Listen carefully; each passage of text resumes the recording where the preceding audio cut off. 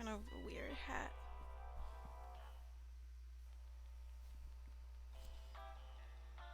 Hey look guys, I'm live! But yeah, I think I might need to change these ears here. I'll be back, guys.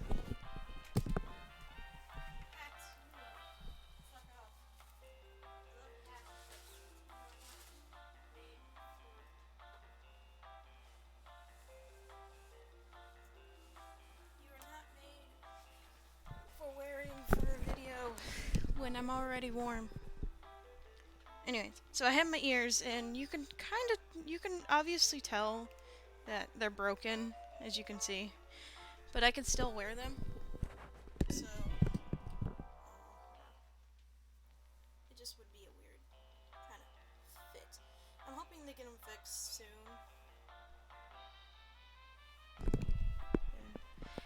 Put them there. Should probably have like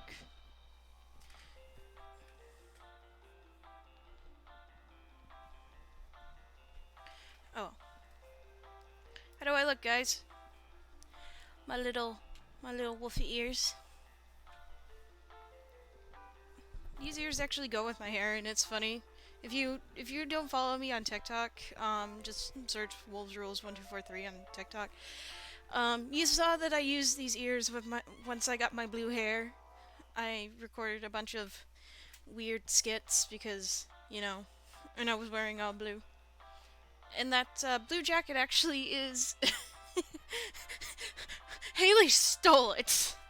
She stole my jacket, which I, of course, in return I stole her scarf. So ha, take that. Don't worry. She obviously asked me, and she said I'm having these, and I, of course, told her, yeah, you can have it. It's not like I wear it. So yeah, as you can see from what is on screen now, I should say, hey guys, my name is Wolf, and welcome to Amoris. Now it's one of these. I tried playing this game before, but for some reason it just didn't. It just decided not to work. So, but yeah, welcome to Amoris. This is a weird game that I found on a Steam a while back, and I tried playing it, but it decided to freeze on me and not work. So hopefully this time it will work. This is a weird furry game that I found.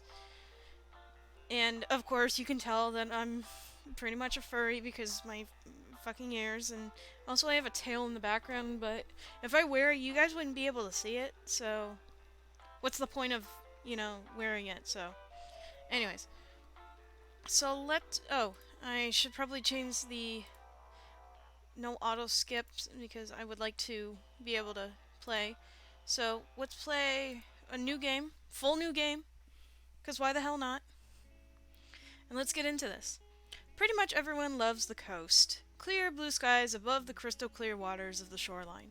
What's not to like, right? That's my town in a nutshell. My beautiful town with a bunch of furries, and they are wonderful.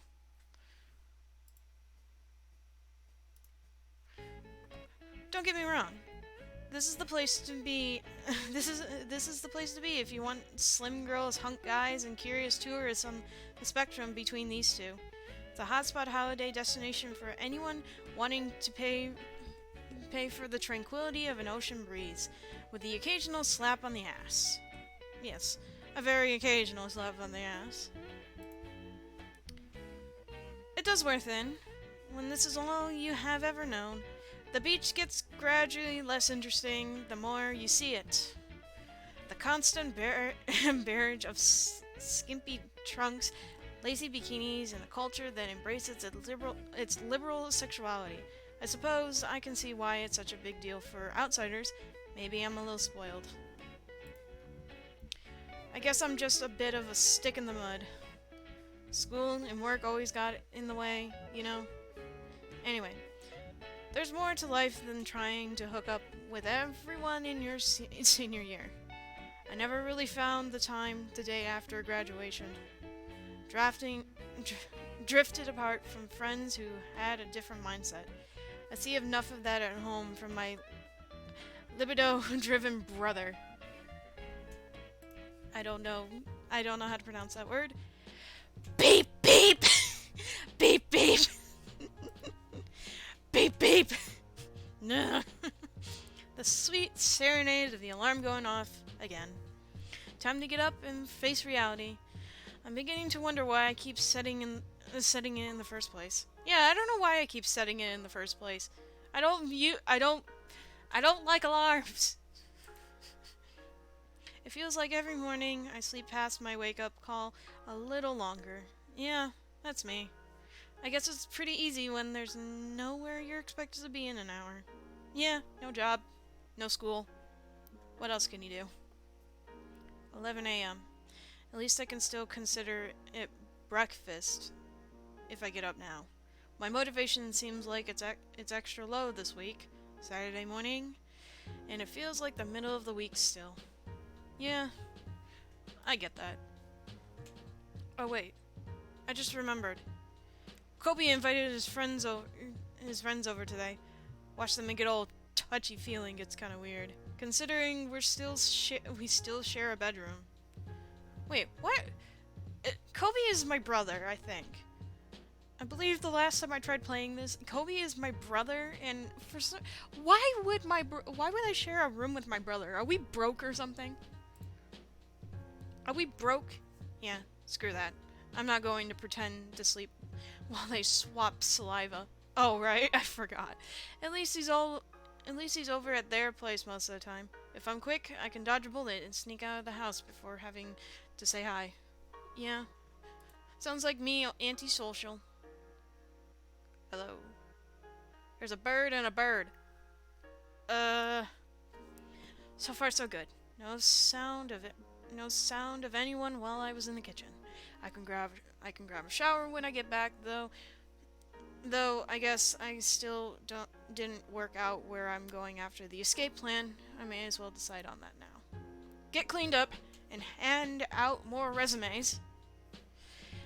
Put on sneakers and go for a jog. Go for a drive and see if there's anything fun in town. Help out around the house. Relax, chill out, and use the internet.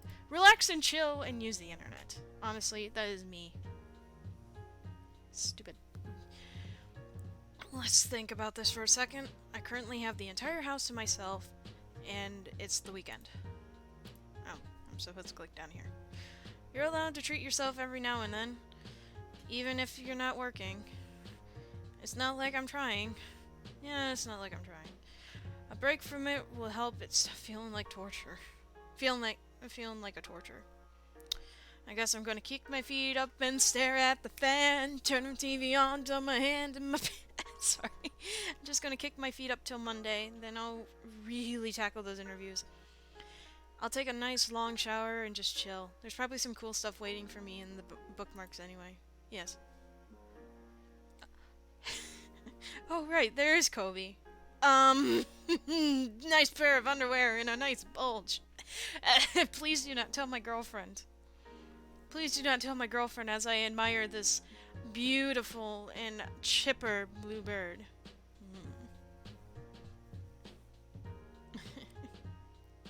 Hey, there's my rain of sunshine. You're looking chipper this morning.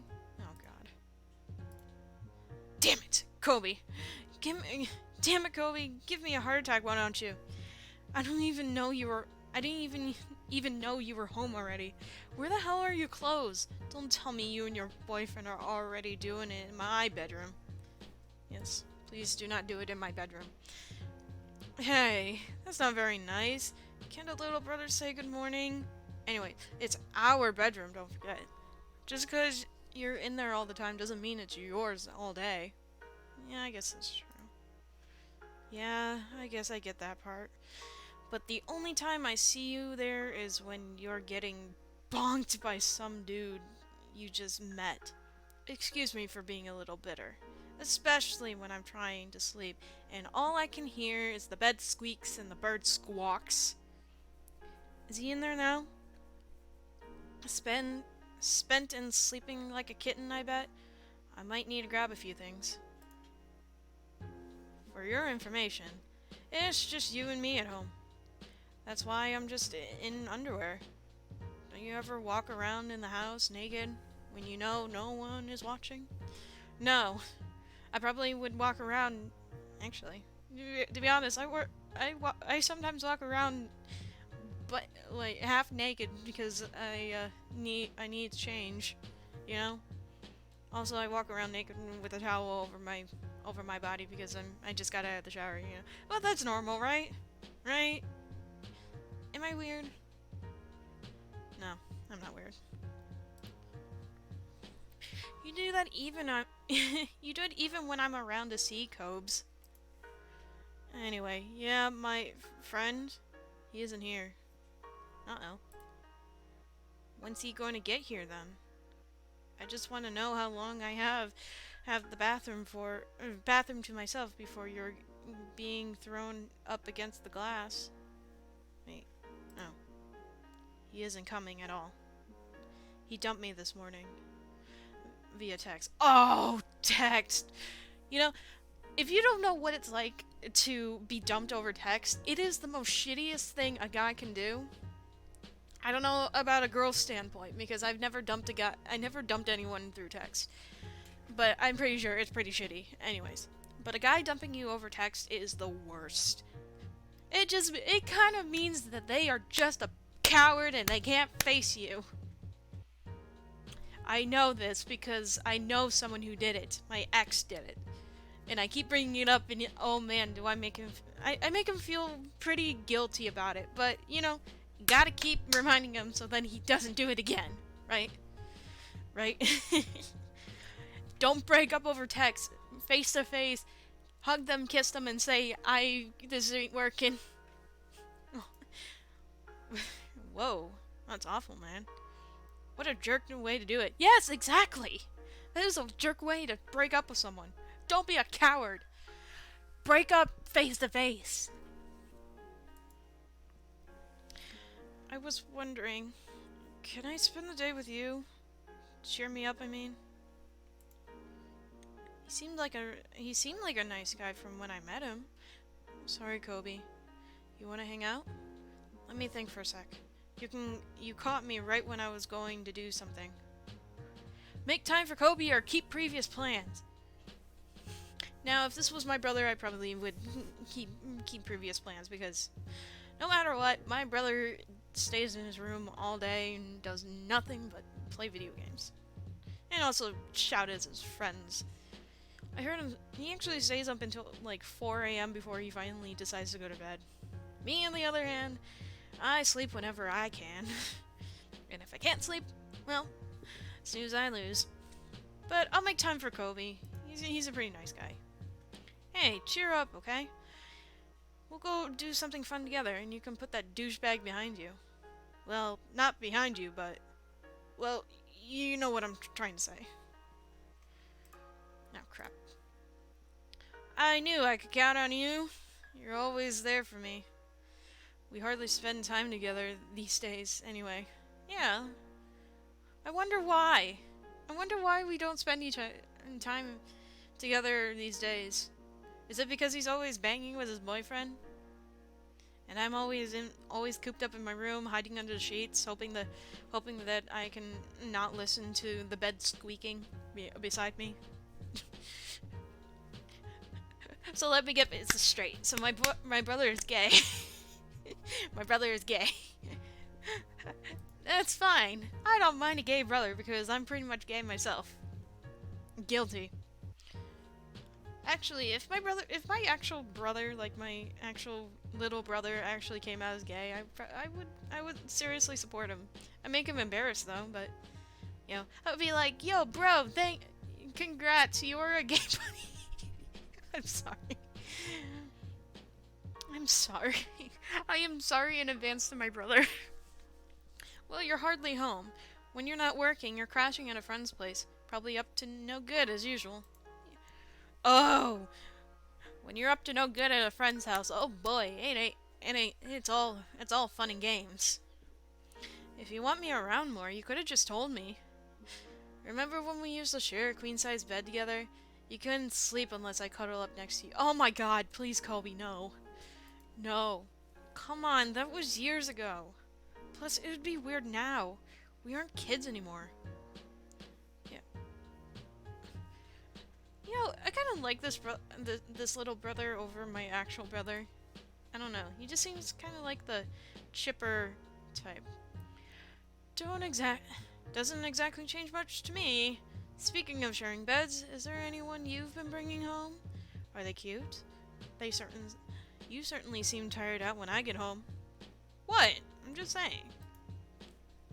Don't tease. You know I haven't seen anyone in that way since high school. Even then, I never really took my relationships seriously. Yeah. You don't have to take them seriously to have fun and enjoy yourself. Not getting frisky is probably why you've been so mopey lately. Oh, shut up. Shut up, Coby. I'm not mopey. Pent up, then? It's not that. It's just not working for a few weeks kind of gets me down is all. I'm going to have to sell some things soon to afford rent. Should have told me you were feeling down. Hey, don't worry about that stuff this week, okay? I'll cover the rent this week for spending time with me. Aw, thank you. Thanks, Coby. The way you say that makes me sound like a jerk. Who needs to be compensated for spending time with my stepbrother? Oh, he's my stepbrother. Got it. I keep forgetting. I forgot that he was my stepbrother. No wonder. You don't look nothing like me. I love you, Cobes. It's just seeing you with boyfriends all the time while I can't seem to find anyone for myself gets a little frustrating. Hey, it's no sweat off my back. I don't think birds sweat, actually. You covered my butt plenty of times when you were working. It's a shame you got laid off, though. You seemed like you were really good at that one. Couldn't really help that they downsized the whole department. I don't know. Yeah, it sucks. But you don't like me bringing friends around whilst you're home? I'll stop inviting them if it's going to frustrate you. Aw, Coby, I didn't want to hurt your feelings. No, I love when you're here. It's just, well, I see you. You finished school. You're out of the house most of the time. Working and loving life, exploring your sexuality. And here I am. I'm back at square one. Ha! I was wondering if I should bathe today.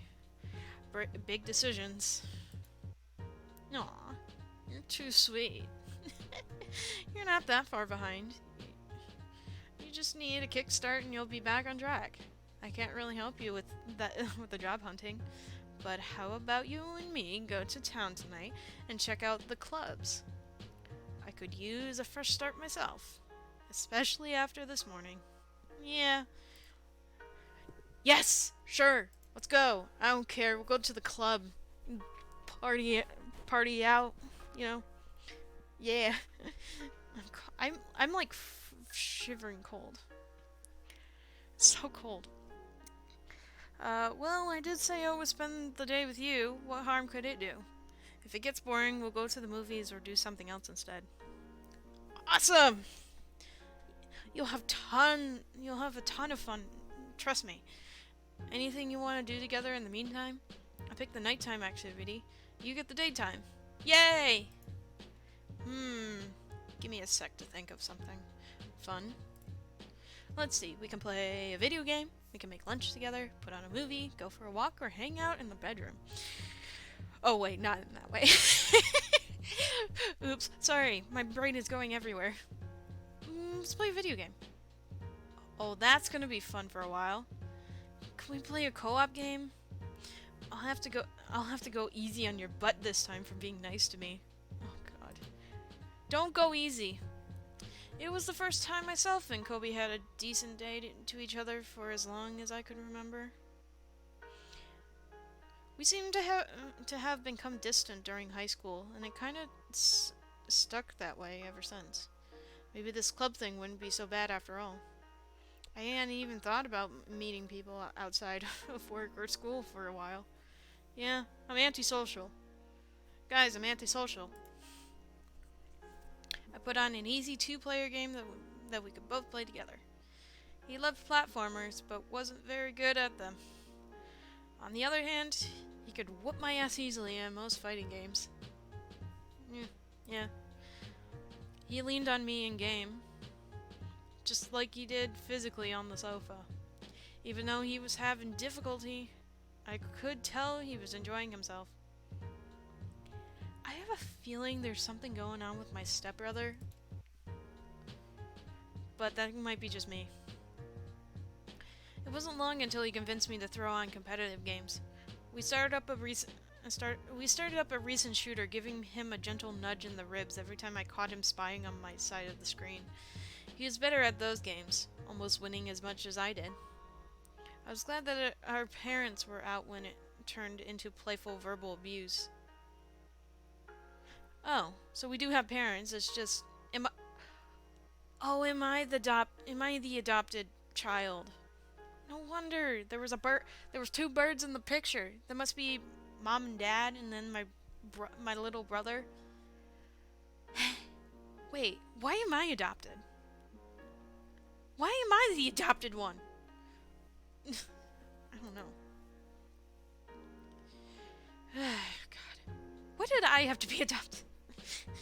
We just had enough time to squeeze in a few rounds at his favorite fighting game.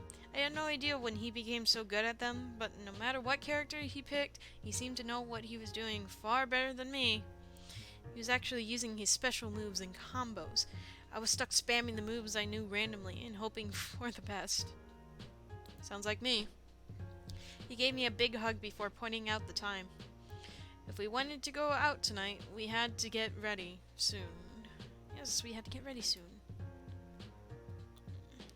But I did the bulge on the bottom. He wears pink underwear. What the fuck? I mean, I won't judge anyone, but damn. Also, is that a kangaroo? With a bulge? Oh, was that... Oh, was that his boyfriend? It was a kangaroo? Aw. Hey, dude. He walloped ya. Oh no, he's not a wallaby.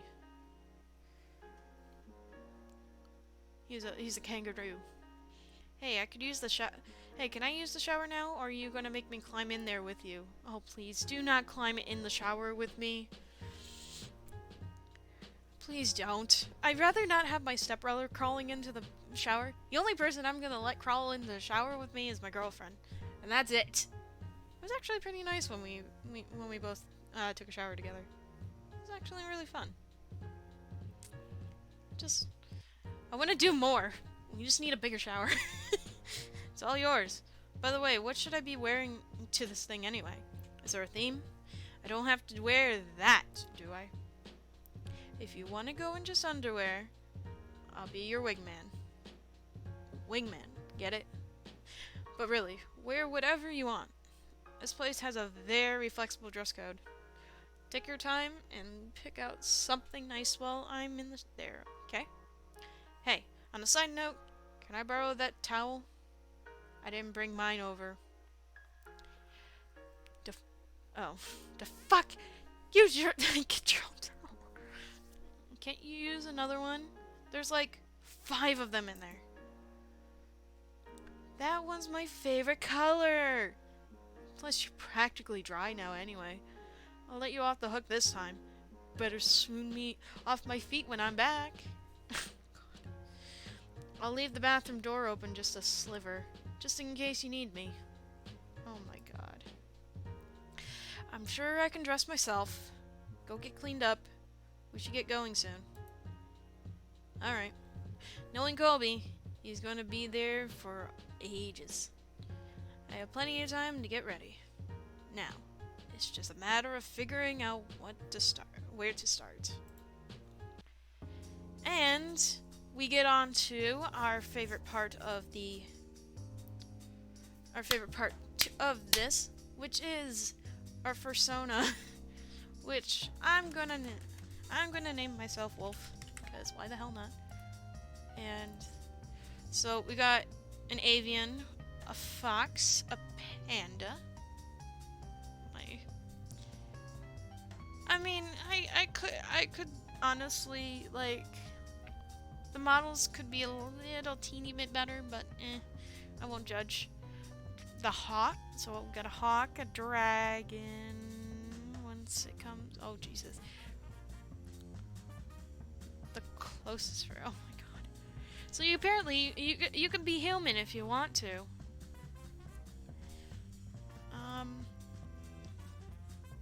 Oh. So, okay. So we have Fernando the closest furry and Gavin the heartthrob. I picked the Husko. Gavin the heartthrob, which is all human. So there are humans in this game. So we'll do Husko the blank slate. And we'll have my phone red. No, black. Because my actual phone is black in real life. And why not? So, lean, chubby. Do I? Muscular. Yes. Twinkie. I think Twinkie would best describe my girlfriend. It's just Twinkie. I don't know. But hey, she's good. She's good looking. God damn it. Go lean. Why not? I know. Upper belly marking. Oh wait, I have to pick my body color. So, there is actually a color. There's actually a nice, interesting color.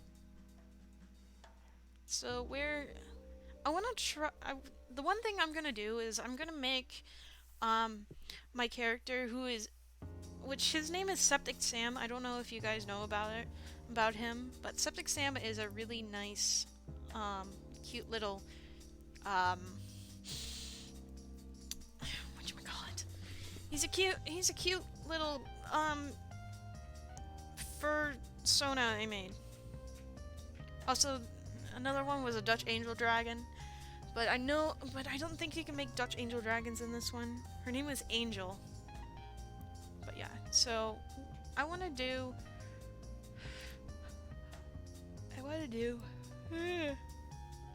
excuse me, sorry. So, obviously nails. We'll make the nails. Nails are kind of black, but I'm gonna make them gray. I think. Can't remember. Short forearm. Long. No. I don't even remember.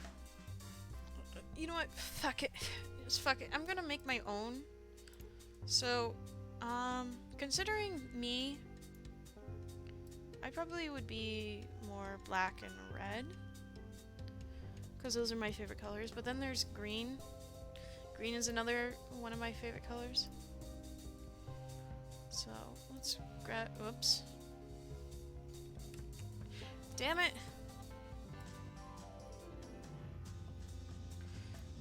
So red.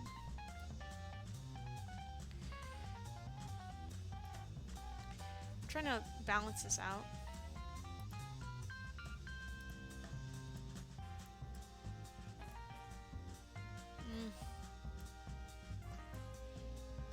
No. It's almost like a glove.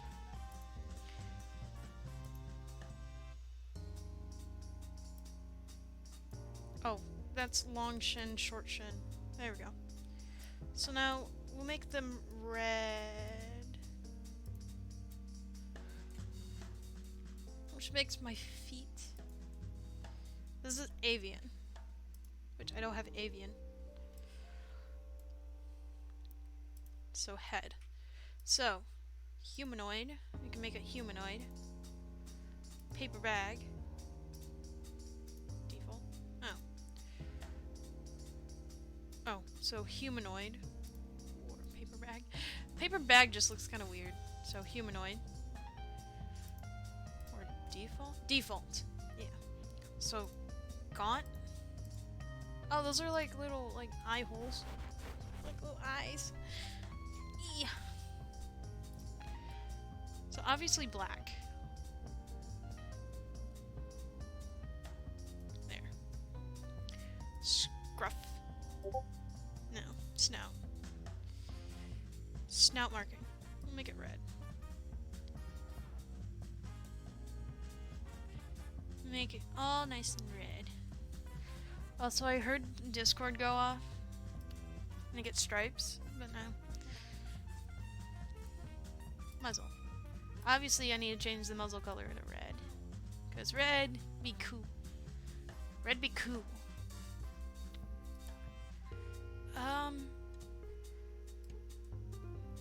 We'll go crazy and I'll make myself have a green nose. How about that? Teeth color, of course, white. Muzzle horn? I don't see a muzzle horn, do you? Muzzle mask? Yeah. Wait, that's what I'll do. I'll make my nails green. Green nails. Why not? It works, right? So ears and horns. So fluffy ears or curved ears. Oh, they're horns. Never mind. Droopy ears, dual horns. Those are like for like get human ears. Long horns, lupin ears or lupine. Regular horns. So scruffy ears. Sharp ears. No, let's go back. Short ears. Oh, those are like panda. Slooped ears. We'll do scruffy ears. Or lupine ears. Lupine ears, yes. And we'll make them black.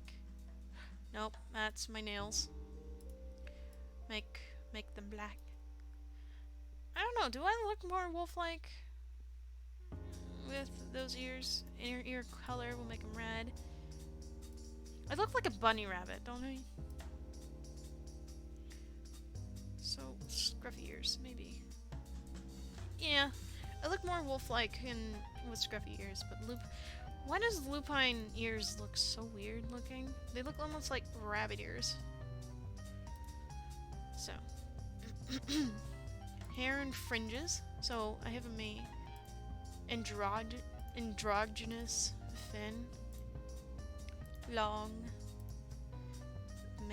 A mane is this one. Mohawk. Plates. Oh yeah, plates. Plume. No. Shaggy spikes trimmed. No. We'll go none. Consider... No.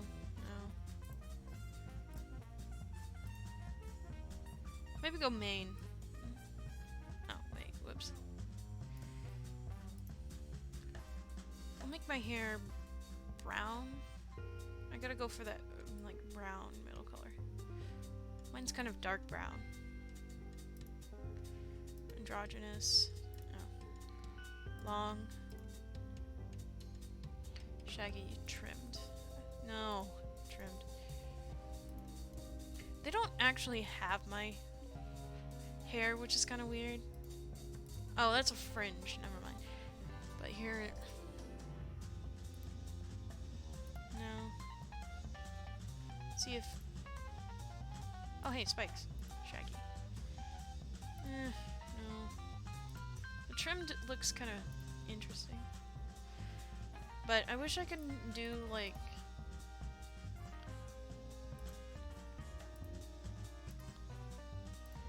something like... maybe... I don't know. Oh, wait. That's the wrong color. Dark. Fringe. There we go. I don't know. Oh, no, the fringe just kind of looks weird with the trimmed. Shaggy. Why not? I mean, I have that type of hair, right? Right? Androgynous is kind of weird. None. The long... I think the long might do better. So, There we go. So we have neutral eyes, heavy. Oh, whoa, hey, humanoid. No humanoid. Kawaii. Look at me. I'm so kawaii. Lustful. Masculine. No. Neutral. Spooky. Oh. Stern. We'll do kawaii, cause kawaii be good. Oh crap! I'm messing with my hair. Back color. We'll do brown.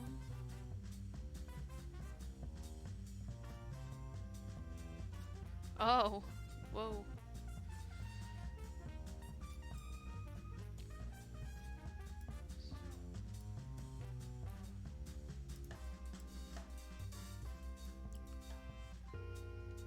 See, the back color is just kind of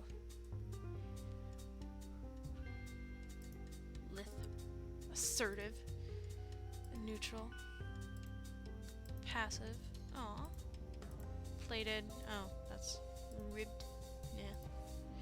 Reached. Whoa. Stern. Get stern. Thick. Thick. Damn boy, thick. I'm actually gonna change my eyes to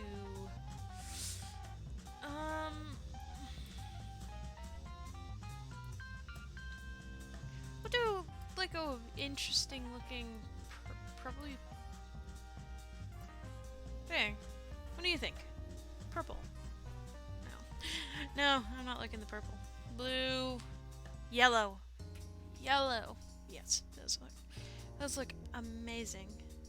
And now we can change my tail. So curled, a bushy one, or bushy too. Docked. Oh, hey, look, hello, docked. Noodle. Oh, that's like a plume. Oh yeah, that's like a little thick. No, thin. Tough. Oh, it's like a little bunny tail. That's cute. So we'll go bushy one. Yeah, we'll go bushy one. Cause bushy. Oh, no. Crap, I'm changing my eyes again. So, the main color is black. Make it kind of darker. Part A, part B.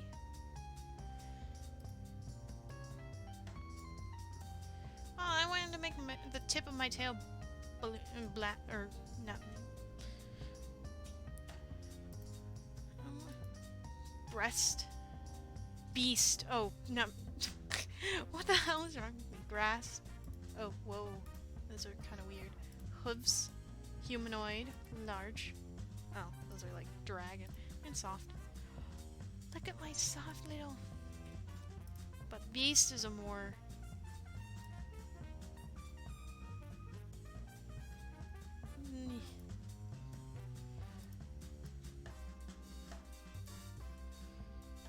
What do you guys think? Do I look nice? So, it's just me as a wolf with me and my black phone. Maybe you can...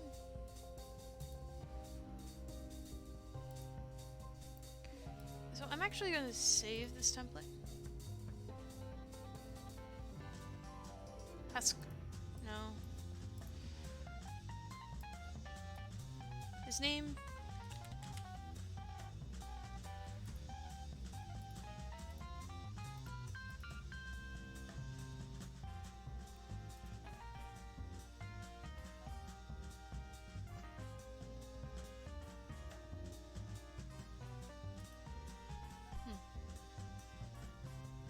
So, anyway, wait. I'm a girl. But, oh, maybe they have that. So, are you sure you want... Yes, please. New message achievement. Congratulations, you unlocked the bells and whistles. Aw, hello. Hey Wolf, did you move the conditioner? Mine just ran out. Could you whoa. Do you mind? Just letting it hang... Just letting it hang out while you're looking for an outfit, huh? Well, for reference, if you come up to me like that and ask me out, I'd be all for it. Har har. I know you're not used to getting dressed, Cobes, but you tend to need to strip down to put new clothes on. Oh, I get it. Anyway, perv bird. I'm sure the club has slightly more restrictions on clothing. Yeah, it sucks. The scary thing is, I can't tell if he's joking or not. I guess it would make it easier to tell a few things about someone. Get back in there and finish up. And stop distracting me. Looked like you were admiring yourself in the mirror, to me. And where's your towel, Mr. Preachy? Guess I didn't think of that. Anyway, still need to rinse. I can go change in the bathroom if you're not comfortable around me. You just caught me at an awkward moment, is all. Nothing either of us haven't seen before. I saw a new conditioner bottle under the sink. Finish up quick. We shouldn't stand around all night. Like a pair of nudists. I'll have underwear at least by the time you're back, I promise. My ears are starting to crush my skull. Sounds fair to me. Just don't take forever, or I get to dress you. Oh God. Please do not dress me. These ears are bothering me now. Yeah. They're squeezing like right here. So, ow. I really need to get these fixed. Like desperately. I better decide on an outfit before he gets back.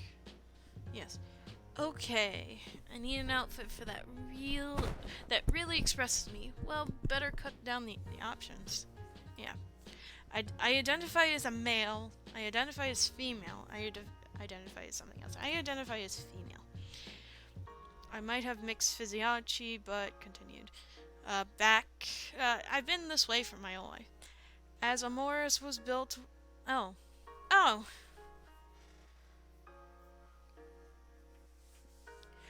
As Amoris was built with a male character in mind, there are some limitations to play a biosex female despite the models and the character creator. I don't know where my mouse went. Your choice will affect pronouns used and a more neutral description of intimate scenes. Please be aware that there may be limitations in the customization of certain scenes based on an originally male-only protagonist. Yeah.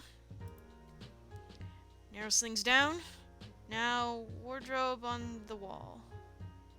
Now wardrobe on the wall. Something seasonal, summer wear, shorts and a cami. Something simple, a t-shirt and comfortable pants. I'm not leaving without my boots. The punker biker look. I'm more at home with the goth Victorian look, something a little more eye-catching.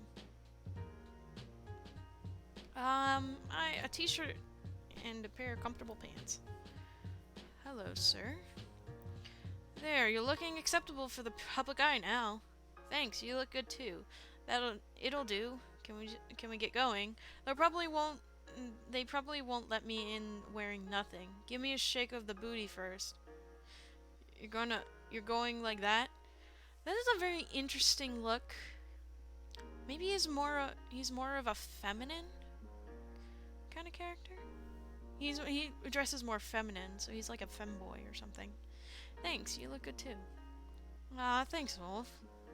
Well, we're both dolled up. Time to put it to good use. Yes, let's put it to good use. Let's get going then.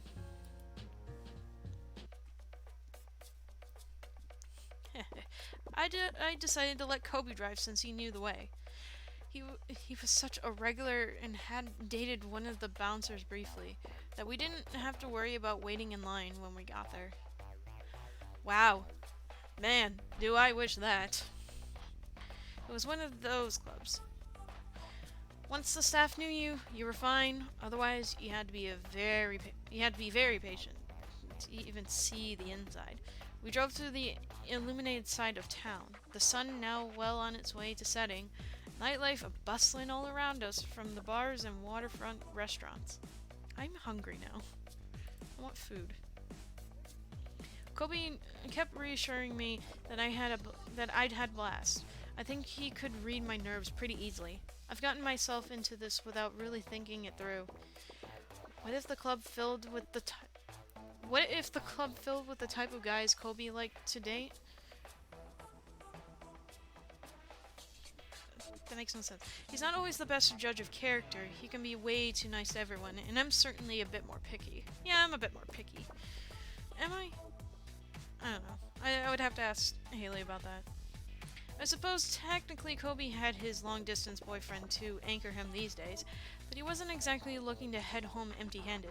His boyfriend knew what a free spirit he was, and they had some sort of agreement whilst they were apart. Coby always seemed to find someone who'd take advantage of his carefree attitude, though. On the flip side, I should probably try to be more adventurous if I didn't want to spend all my time trying to block out the sound of Coby having fun with his local boyfriends. Yes. Back of the line, kids. If I see another cutting line, you'll be kissing the curb. Hello, kissing the curb. Hold up. Don't you recognize this cutie? Ah, Coby! Sorry, champ. Didn't see you there. You and your friend can come in. Yeah, wait, I'm a friend. No, I'm his stepbrother. I'm his stepbrother. Thanks again, big guy. Whoa, that was really cool of him to let us in so easy. I knew you were friends with the bouncers, but I didn't realize it was that close. I met him through my friend Virgenis.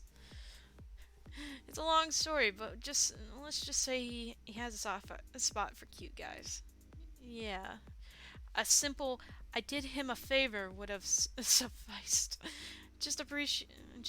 I just appreciate you getting us in. I've never been in a club like this. I wasn't exactly experienced in the club scene at all, honestly. But I didn't want him prodding me about. Oh, he didn't. I didn't want him prodding me about it and psyching myself out. First of all, I'm gonna go fast. Anytime. Hey, I'm gonna go dance for a bit and hopefully catch someone's attention. If you need me, just find me. Have fun and explore around. Alright, Cobes. Go have fun. I'll come see you if I get bored. Off he goes, already rocking his hips to the music as he disappears around the corner toward the source of the pulse-quickening beat. I didn't want to smother him or cock-block him if meeting new people was going to cheer him up. I might as well look around and figure out what I'll do from there. Yes. So where shall I go? So, we got these two. We got the bouncer. We got these lovely... Hey, look! We got a snow leopard. Can I go in? Oh, yeah, I can go in. I want to go into the club, please. Oh, the club. Congratulations, you have Hey, look, it's my phone. Congratulations, you have Oh, what does this button do? So, we have my contacts. Oh, I have no one. I'm such a loser. Aren't I a loser? So, oh, hey, look, there he is. Hey, Gobes. Nice. So we got this girl over here. So we got... So who can I click? Oh, Amoris. I get it. This is what the club is called. So there's two wolves here. Oh, they look so cute. We got this girl here, and then we got the bar. We got like a shark. Let's go talk to this lady. She looks kind of nice. Aww. There's a brightly colored fox sitting by herself here. She seems bored. Her head rested on her palm. I didn't see anyone else with her. I guess there's no harm in seeing if she wants some company. Yeah, I'm that kind of person. Break the ice, clear my throat, kick the table, stare blankly, leave, break the ice. I slip into the booth attentively, hoping a happy smile would win me a few points with a bored-looking fox girl. Hey there, sorry to bother you, but you... Okay. Hey, sorry to bother you, but you looked a little lonely. My name's Wolf, if you want to talk. She jolted in her seat as soon as she heard my voice. She was so deep in a daydream, I didn't think she even noticed me sitting down. She quickly corrected her posture to something more ladylike. Oh, I'm really sorry. I didn't mean to ignore you. I've just been having a quiet night, and I was kind of tuned out. Did you say your name was Wolf? Hold on, I'm gonna go get food.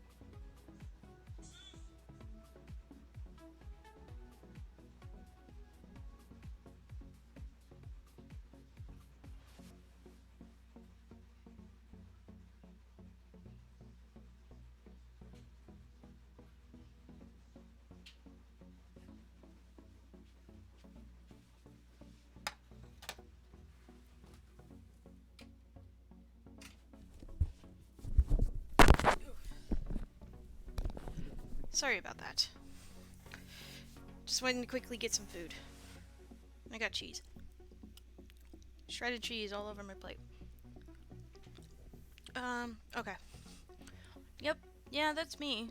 I know the feeling. I've been having a bit of a quiet night myself. Let me guess. Did you get dragged here by a friend as well? Oh, crap. That's obvious, huh? Well, sort of got swept along by people's plans. And it was supposed to be my party too. So this was your party? At a place you don't even like? Yeah. My school friends insisted they treat me and get me out by taking me to a club. Don't get any funny ideas. I'm finished with high school and all. They just like to keep in contact every now and then. Funny ideas? Oh, hello. She's the one about to give me a heart attack. I didn't see an X on her hand, though. I don't see an X on her hand, though. Oh, hold on. Whoop, whoop. Shut up, shut up, shut up. Was one of them? No. Oh, wait. One of them was. Oh, dear my... Oh, God. Haley, what are you doing? she's a... Oh, no. Babe. This is getting kind of weird. Ha. Oh. Food. Oops. She found an interesting gift.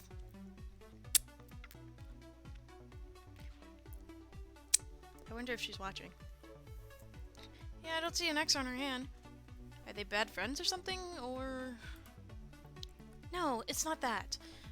They mean well and all. I just really I don't really have anything in common with them anymore, I guess. It's not really my thing to go clubbing and get drunk or go hunting for guys and stuff. I was only really friends with them because they were in my classes. Couldn't get out of it? You must have closer friends, right? I have closer friends. They just live far away. I talk to them nearly every day on the internet. One of them did want to come see me for my birthday, but she was busy. Ah, this girl is me! Wait, it is me! I didn't notice her name. Her name is Skye. This is me. Literally me, but I'm not a fox, though. But this is me. I have close friends online. We meet up every few months at these conventions I go to. I'm sorry I'm probably creeping you out with my dark stuff, aren't I? A little? No! No! I am into dorky stuff. Oh.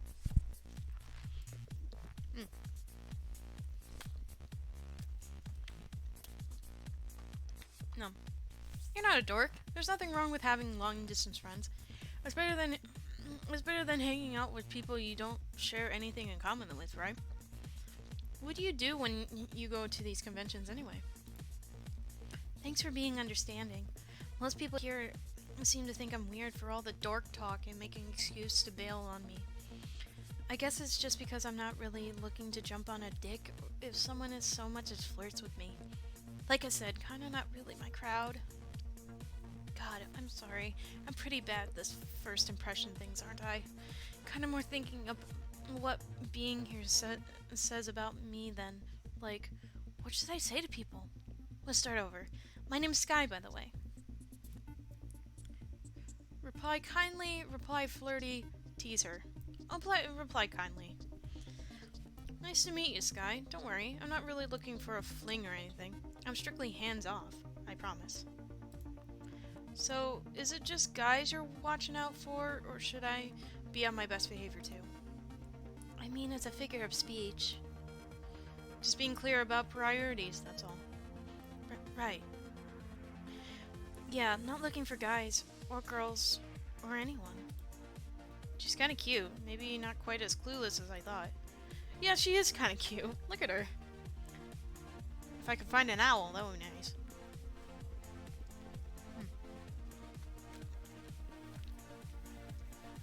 I'm sorry, you fluster so easily. It's so easy. I know I shouldn't tease.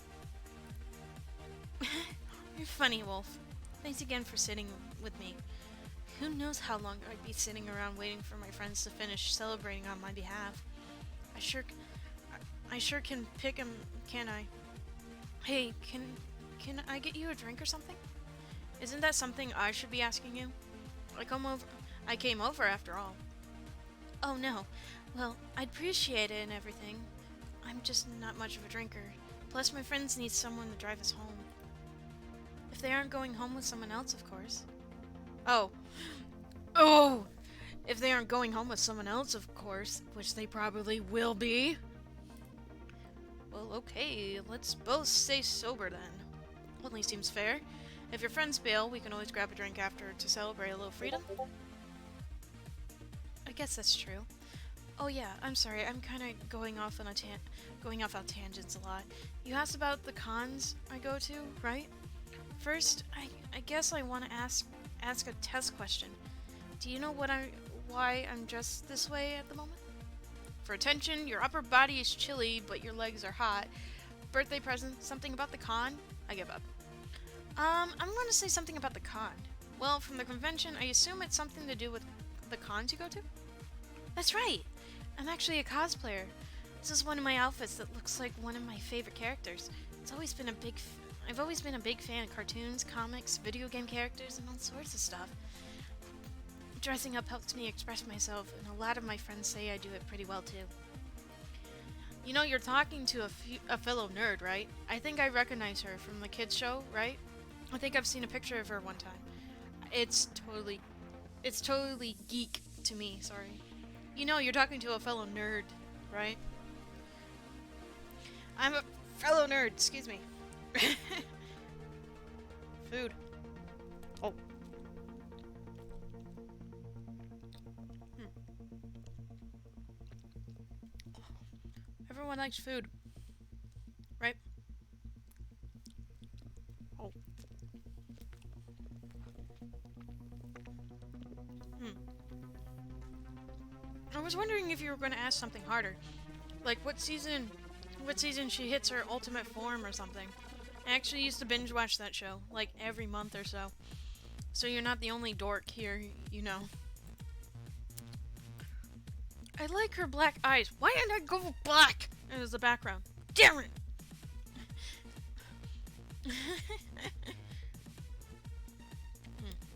Really? Ha! That's pretty cool. You know, there's not a ton of nerd culture things in the city.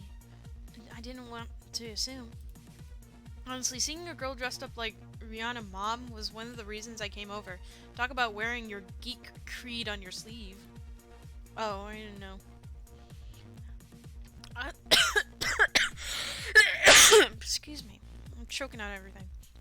Honestly, you could probably pass it off as just a normal outfit, although a little colorful and, well, high cut. I like how you adapt her out of the anime, too. The outfit is totally what she'd wear. I know, right? That's what I was thinking. Well, that and I can't go around with in my bare fur. Huh. If if there was a place for that this would be it. Did you know they have a pool upstairs? She blushes deeply and hid her snout behind her soda? Oh, hid her snout behind her soda. I'm totally not going nude around a pool just to show off the markings.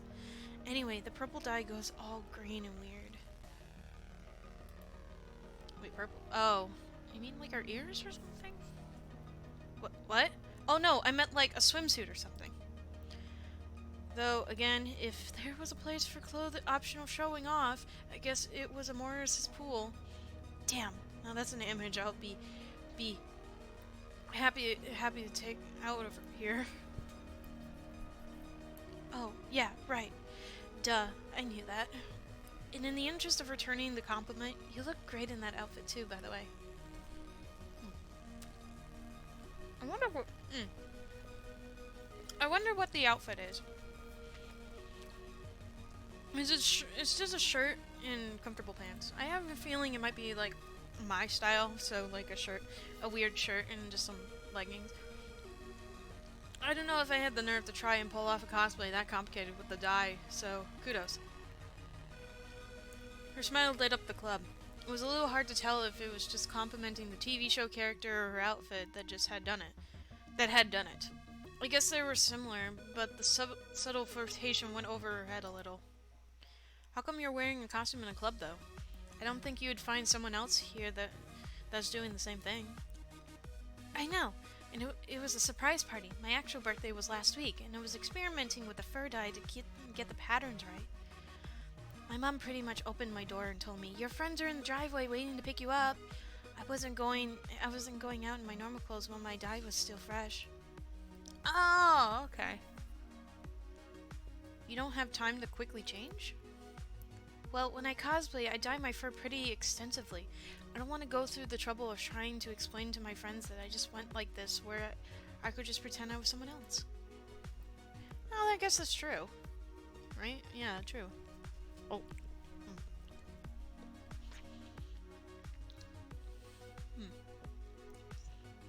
I think your friends would have known it's you in an outfit. They did go to your house after all, right? I guess so, huh? Let's just say it's made more sense to go full hog and wear the outfits match rather than just be Skye but with yellow fur, or the character on a super casual day. Aw.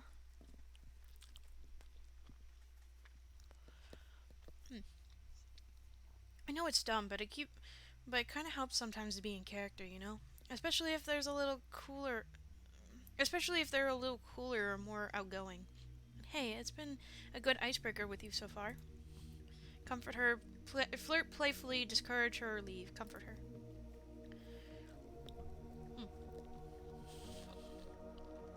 Because I'm not an asshole.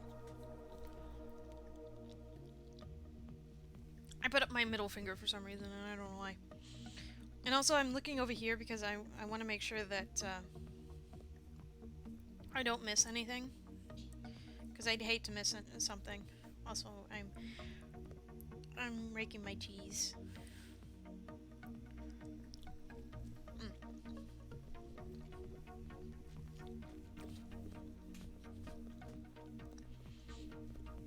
Music, nice.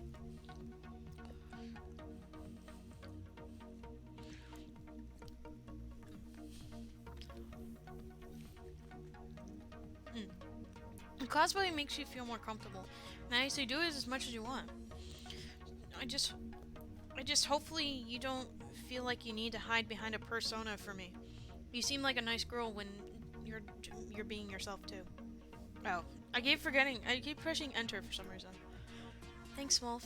You've been really sweet to listen to me go on and on about myself. You seem like a great person, and I'd like to get to know more about you. But my friends are going to kill me if I go somewhere else to talk. They'll think I went off to sleep with someone. You want me to leave? No! It's getting late, and I was getting ready to leave before you came over. I can't really leave my friends hanging after sulking all night, and promise to drive them home soon. You helped make the night at least a little bit more fun, Wolf. Thank you. Do you have an IM I can message you at? What? Oh, sorry, hold on. Let me give you my mobile number instead. We'll trade instant messenger later. Skye takes the receipt for her drink and quickly scribbles a string of numbers on the back, smiling as she hands it over to me. Hey, look, I got a girl's number. Guess she beat me to asking her for it. I must have made a pretty good impression. How about we meet up again soon?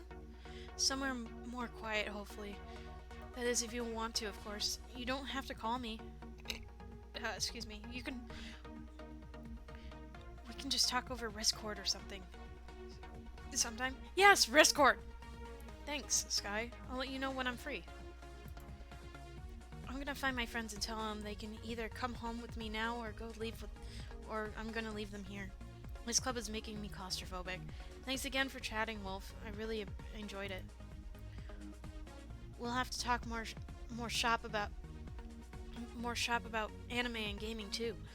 Now I know there's someone local who's into that stuff. Skye bounced off out of her seat, taking a quick sip of her drink before slipping over to my side of the booth. She gave me a quick hug around my shoulders, platonically but grateful, as she walked off into the crowd of dancers with her head held a little higher and her tail wagging bushily. She seems nice, pretty nerdy, which I wasn't expecting from the club. I'll call her sometime. The phone number of Skye has been added to your contact. Call me maybe. But there's Coby. I could go to the bar, I guess. There's this... Is that a guy? I think that's like a little cat. But look at his tail! He's got this like little ring. He's got this little ring on his tail. That's cute.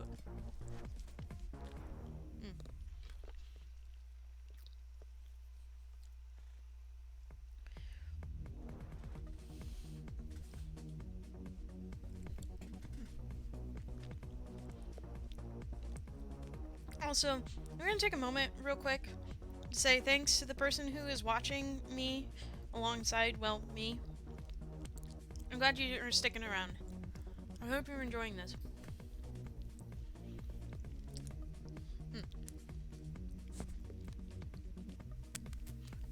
I don't know. So I can talk to Coby. I can... There's like a little dragon. Yeah, this is like a little dragon. I don't know, like a Chinese dragon. I actually like the design. The wolf, I really like the design of too. Haley, what are you doing? I know she's doing something, and I don't know what it is.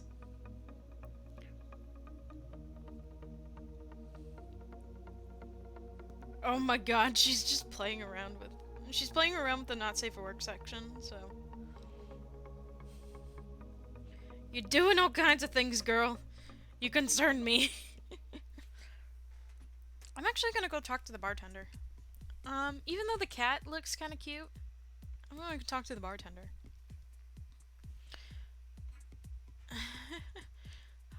He has a really cool design. Look at him. My hand barely touches the counter before the bartender is right in front of me. From here, I can see that his uniform, while dapper, is clearly tailored for the club. His sleeveless vest and cuffed wrists are capped by a revealing tuxedo-style brief as well. Despite his state of near undress, he seems quite chipper and buffs down the counter in front of me with a rag. Wait, is he a shark? Is he a shark or a snake? I don't know. Maybe.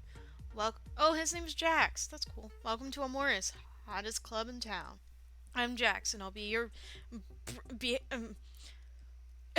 beverage artisan this evening. He winks at me before continuing. What can I do for you? I'd like to order a drink, ask him about the club, flirt, walk away. I'm gonna order a drink. As I slide into one of the stools, he sets a glass in front of me. I think I'd like a drink. What do you have in mind? Something non-alcoholic, something alcoholic. Surprise me. I like surprises, but I hope he's not gonna give me anything alcoholic. Surprise me. After a moment of consideration, I decided that if I was going to try something new tonight, I might as well be adventurous. I put the drink menu down and smile at the bartender. You know what? Surprise me. His smile lit up immediately, eyes twinkling with a little mischief. Leaning towards me, he whispered in a conspiratorial tone. You absolutely sure? Hit me! Well, actually, hit me! Hit me, damn it! Hit me! I opened my mouth to speak when he leaned forward and pressed a finger against his Cheshire-like grin.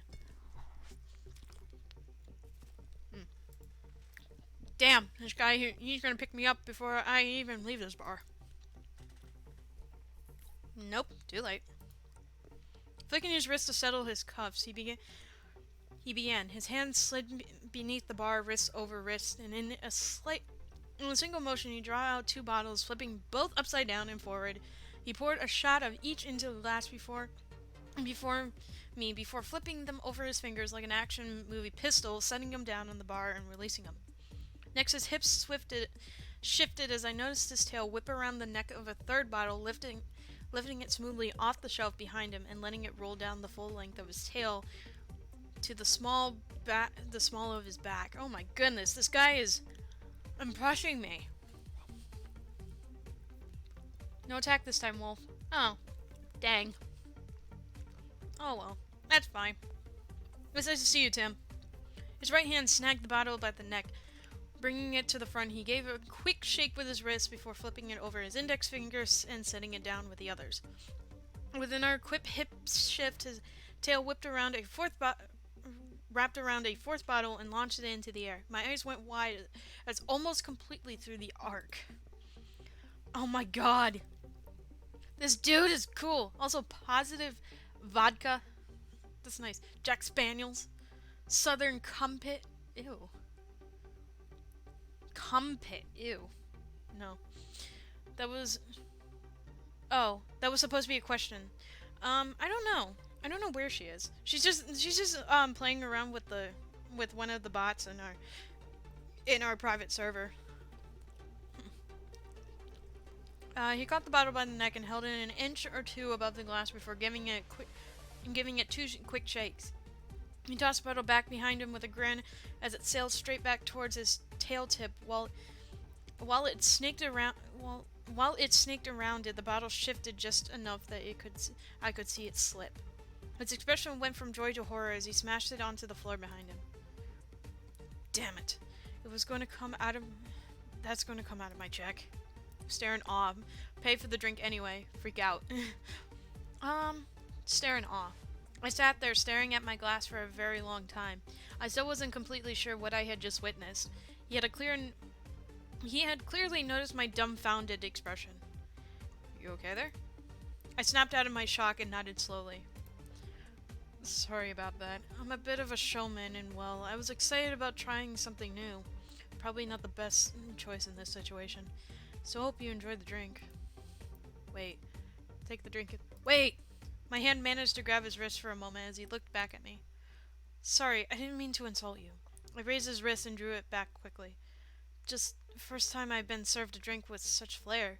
I felt a little awkward. It's alright. Enjoy the drink. No charge. It was an experiment, and I'm glad you're taking it well. Aw. Hey, man. Okay, also, hi, and can you tell Tech that I said hi? Yeah, sure. Oh.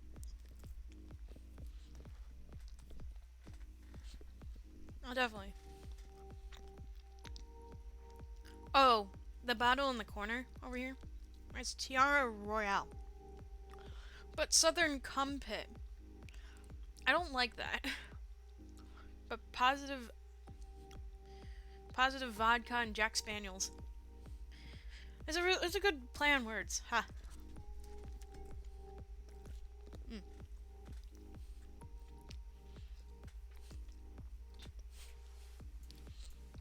He smiled and walked over to check on the other customers.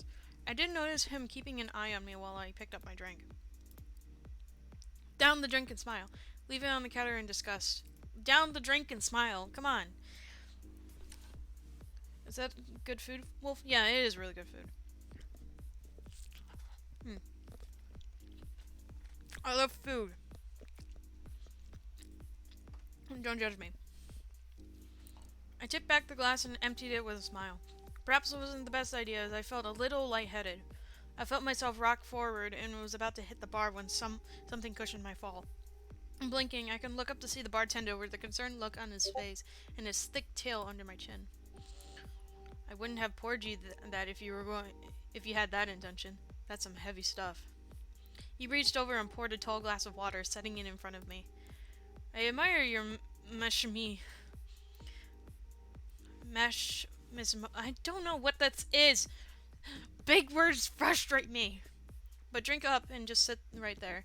If you're intending on leaving anytime soon, come back to the bar. You're not driving yourself or anyone else home tonight. I tried to object, but he was firm about it. After the water, I was feeling a little bit better and decided to walk back into the main room to find Coby and move around. Huh. Ha. So I did get something alcoholic. Damn it, bartender, you're trying to poison me. So, I'll talk to the cat now. Oh wait, it's a girl, I think. Oh no, it's a boy. God damn it. I can't think of genders, apparently. Despite him being alone at the bar of one of the most active nightclubs I've seen in recent memory, my eye was drawn to the slender feline leaning over his book. He would sit there for a long moment, and then, without cue, he would scribble frantically in the leather-bound journals spread out before him. Now and then he would lift his glass from the bar and lean back, pausing to take a drink as if someone was expecting him to. His adorable rust was undermined, however, as each sip was followed by a grimace of barely content disgust. Ask about the drink, ask about the scribbles, introduce yourself. I'll ask about the drink. Why not? I stroll over to the bar as he turned back to his notebooks, stopped at the edge before politely coughing to grab his attention. He looked up, eyes blinking open wide and his mouth slightly agape. Clearly he expected to be a little more invisible than he really was. I'm sorry to interrupt, but do you mind if I ask what you're drinking? Oh, it's a 12-year-old scotch. I figured I'd try something a little more direct than the usual mixed drinks you'd get at a nightclub. It's very smooth but complex. Oh, his name is Seth. That's cute. Do you normally drink glasses of scotch by yourself in crowded nightclubs? Well, if I could sit at the bar without something in my hand, there's no better place in town to people watch. Though the better question would be, what brought you over here to ask what I was drinking? Because you look like you were drinking a turpentine every time you sip. Every time you took a sip. Turpentine. I never heard of turpentine. Maybe I might have. I don't know what turpentine is. Oh well. Meh. As I settle into the stool next to him, his cheeks flushed red as he glanced between me and his drink. I don't really drink much. I assume as much, though that does still beg the question as to why you're in the bar, particularly if you don't drink. And it's Wolf, by the way. Sorry, I know questions first isn't exactly the best of manners. You just seem a little out of your element. Seth. I'm Seth. He's a cutie, to be honest. He's cute. Because I find felines cute, okay? Shut up. I'll admit, it's an escape, but also to help me work through the creative process. Many famous artists immerse themselves in the popular culture of their day to draw new experiences and observe people in new environments. I suppose that's true. I thought most of them indulge in part because it was their particular interest more than strict research. You don't strike me as the type to write romance or erotica, though. Oh, look at him. He's so cute! Ugh. Why would you think that? I mean, I don't. But why would you assume that the only motivation for me to be at this club? Mostly because even the bouncers are wearing half the clothing you are.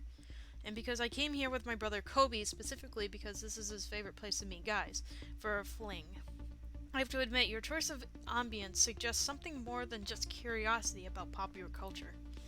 By now he was blushing furiously, the spots of red visibly beneath his snowy white cheek fur. Despite his attempt at appearing aloof, something spoke about his relative discomfort in being here. I'm not here to judge, it's just, well, interesting. I got enough stories from Coby to get an idea of how this place tends to function, and you appear to be actively avoiding that function. Well, I'm honing my craft, trying to push myself outside my comfort zone so I have a breadth of experience to write from. It's the sort of thing authors do. So you're a writer. What experience are you getting? You're not just lonely? So you're a writer. I'm not gonna be, lol, you're going to fall in love with the game character. Ha ha. Shush.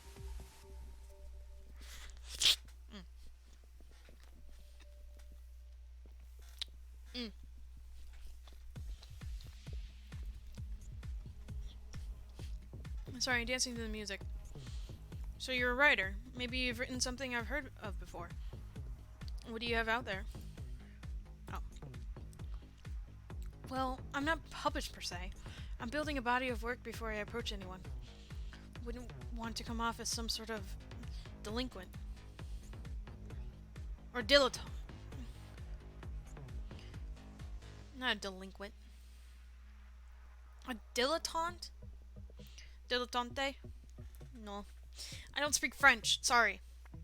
So you just like the title? Do you have something I can read? I suppose that makes sense. Authors rarely have a single work to their name. Do you have something I can read? He sat upright, the slouch that had been so prevalent before suddenly vanished. His ears perked up as well. Before he glanced to the side and then back at me, he took a long moment before he responded. I suppose you can look over a couple of my things. It's all still rough drafts, though. I haven't had a run by an editor, so don't expect too much. Hesitantly, he dug in the shoulder bag sitting beside him before producing another composition notebook that sat down in front of me. It's mostly snippets and some poetry. I know, it's self-indulgent to play with rhymes, but you have to find your muse when it comes. He watched intently as I skim over his work. It was mostly fluff fragments of ideas and the occasional clever rhyme. Each piece seemed short.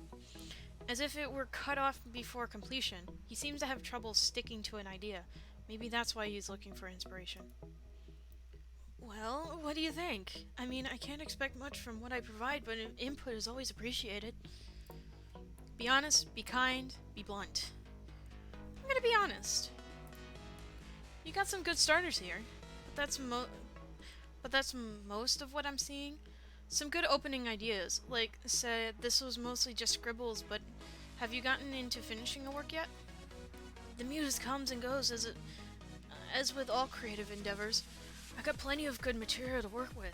I just need to find the right world to let it grow in. You seem very sensitive about your work, for someone who is writing in the public eye. Well, writing is it pulls quite deeply in my internal well. Everything I write is in some way a reflection of myself. I suppose it's easy to take things personally. Well, if I must be so bold, what brought you to the club tonight? Since you clearly aren't driven by a desire to quietly observe, nor are you obviously looking to get drunk or dance, I'm curious as to what your motivation is. Mostly, I guess, to keep myself occupied and distracted. Coby, my brother, very much likes this place, but doesn't always want to go alone. I needed time away from my problems, and he wanted a ride. A match made in, well, necessity. Well then, where else might have you gone if you had the option? Ignoring cost, location, or any of that. Somewhere quiet, somewhere interesting. Here. Somewhere interesting. I've always wanted to travel around a bit more, see a few other places. Haven't had much of a chance to get out of town. Maybe even travel to another country and immerse myself in the culture. I mean, it's great here, but sometimes you just want to explore, My answer seemed to intrigue him. His head bobbed a few times in agreement as he jolted down a few notes. I've always thought it was important to learn things about another culture. It helps you better understand your own. Not to mention the sheer joy of exploring. He seemed to be rather thrilled with his pseudo-interrogation. I don't know I'm honestly pronouncing these things wrong, so I apologize. He looked back up from his notebook with excitement. So, being that we're in this club, and you already expressed curiosity as to why I'm here, what do you like about this club? Dancing, drinking, relaxing, socializing? Relaxing, I guess. I'm just here to relax, get away from all my mundane problems and enjoy myself. I've done the 9 to 5 grind far too much of my life already. Looking thoughtful, he nodded a few times and smiled. His pen dipped back into his notebook and added a few more scribbles to the rapid filling page. Goodness knows, I need a break now and then again too. Writer's life, though seemingly serene, is packed with the deadlines, creative blocks, critique, editing, the list goes on. So, we established where you want to be, and why you want to be there, but the big question is, who do you want to be there with? What kind of person would you be looking for at this club? I get that feeling that this is a somewhat pointed question. I also get the feeling that there's something more going on here than simple research. He shot me a Cheshire Cat grin and placed a hand on his chest in a mock shock. Clearly, he was enjoying this imminent game of 20 questions. Someone handsome, someone interesting, someone bold. You get to the point. I'll be honest. Someone interesting. Someone who's interesting. I'm hoping to meet someone interesting. Someone with stories of, in a sort of confident charm that enraptures you. The kind of person you can have a good laugh or a thoughtful discussion with. Apparently, I said the right thing. A smile spread across his hips, yes. Before resting the pen on the table, without even looking to the notebook, he continued. I agree completely. Apparently, I can't read. I agree completely. Looks can be nice, but if there's no substance behind them, then what's the point? A wholly rounded individual is far more important than just one aspect. I like the character's characteristics though. I kind of sound like but more open though. It's kind of not. You're having problems there, sir.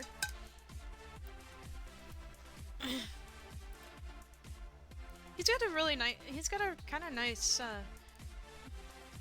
outfit. But he looks interesting. He's an interesting character, I will admit.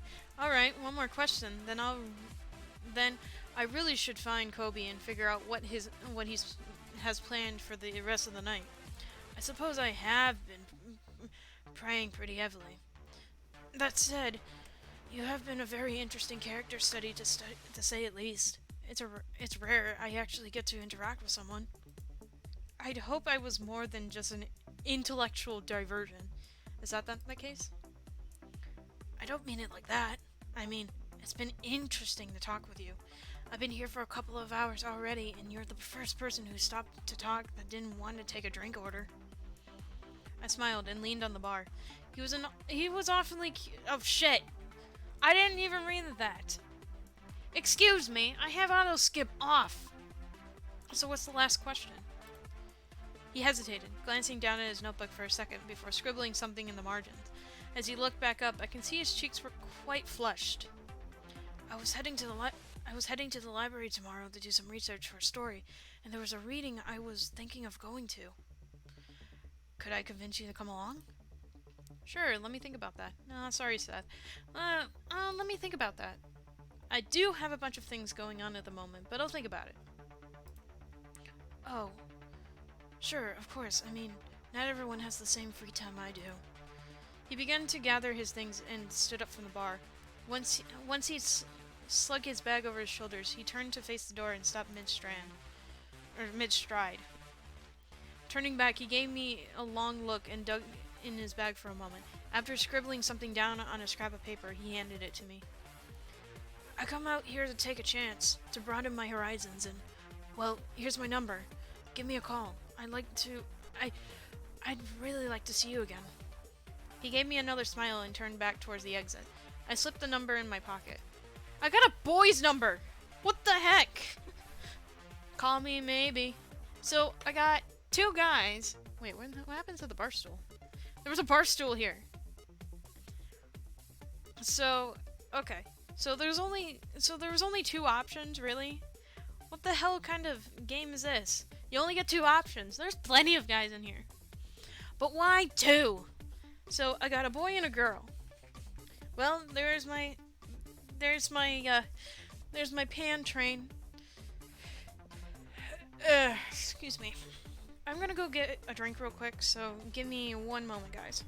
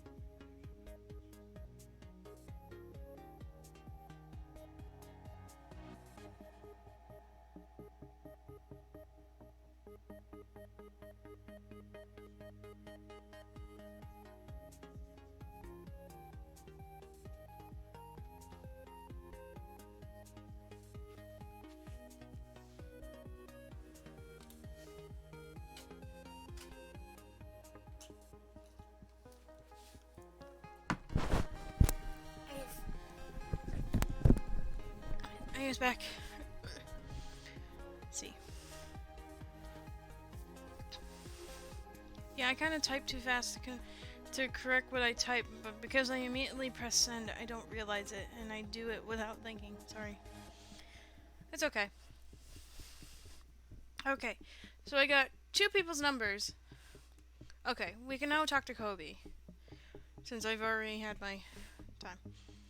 Hey bro, can I borrow you for a sec? For a second? What's up? Can I hang out with you? Any advice? Meet anyone yet? Can we head home? Meet anyone yet? How's the manhunt going? Still working on the courage to ask someone out. It had been hard to tell. It can be hard to tell if they're looking at you or the girls behind you. People here are a bit more open, but I still don't want to misread the signals, you know. I can say about 10 guys that are likely interested just from here. Any advice? I'm kind of lost as to what I should be doing here. Any advice for a first-timer? It's a huge club, Wolf. If the dance floor is too busy for you, there's the chill lounge in the back, and upstairs area for winding down. Oh, and the bar's just across the room. They have everything here. Pamper yourself. I'm not sure if I'm the pampering type. Well, maybe someone here is looking for someone to pamper them for the night. Can I hang out with you? A familiar face would be nice. Can I hang out with you? I was kind of hoping I could meet some guys while we're here. I don't think you'd particularly want to watch me grinding on laps. Besides, people are going to think we're a unit. Don't let me cramp your style. You can totally use the dance floor though. Bust a move. Can we head home? I think I just had all the fun I can have here. Do you mind if we head home? You sure you want to go? I normally go all night, but I'm happy to go whenever you are. You just let me know when you're sure. Yeah, let's go. Yeah, it's late. I wouldn't mind calling it a night. Fair enough. I appreciate you coming tonight. You'll have to tell me about how it went on the way home. It's rowdy in here. It was refreshing to step outside. The bouncer gave us a gentle wave, Sharpie in hand, as he addressed the next in line. I felt a little bad for pressuring Coby to leave earlier than he usually would have, but he was all smiles. He was just happy that I came, I suppose. He insisted on driving. Drinking apparently put him off his game. After all the excitement, I barely recall what we talked about on the way home. It just flew by. What's funny, the trip to the club felt like a lifetime. I guess I was more nervous than I should have been. Best not to overthink it. We passed out quickly when we got home, still riding the high of the evening. First time I slept in late for reasons other than being a loafer. Seems like Coby is already up. Either that or he just dropped me off and went back clubbing. The whole thing still feels kinda surreal. I should check my phone to see if I end up getting any new contacts or if it was just one of those weird dreams. Call me maybe. Last night a DJ saved my life. Shift. Oh, hello.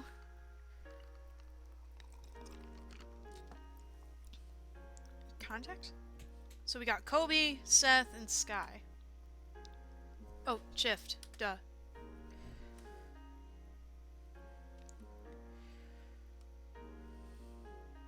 So who exactly is calling me? Diary. Why is my phone ringing? Shift. I don't know how to... Gallery. Player customization. Why is my phone ringing? Contacts. Coby? No. Power chat settings. Fast. Oh. Duh.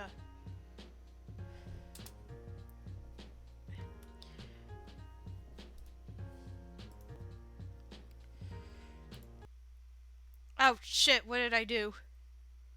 Oops! The game crashed. Yes. Oh, I didn't know what I did. Shit. No. Go. Shoo. Shoo. The game crashed. Let's try this again. Oh no, I didn't save! Damn it!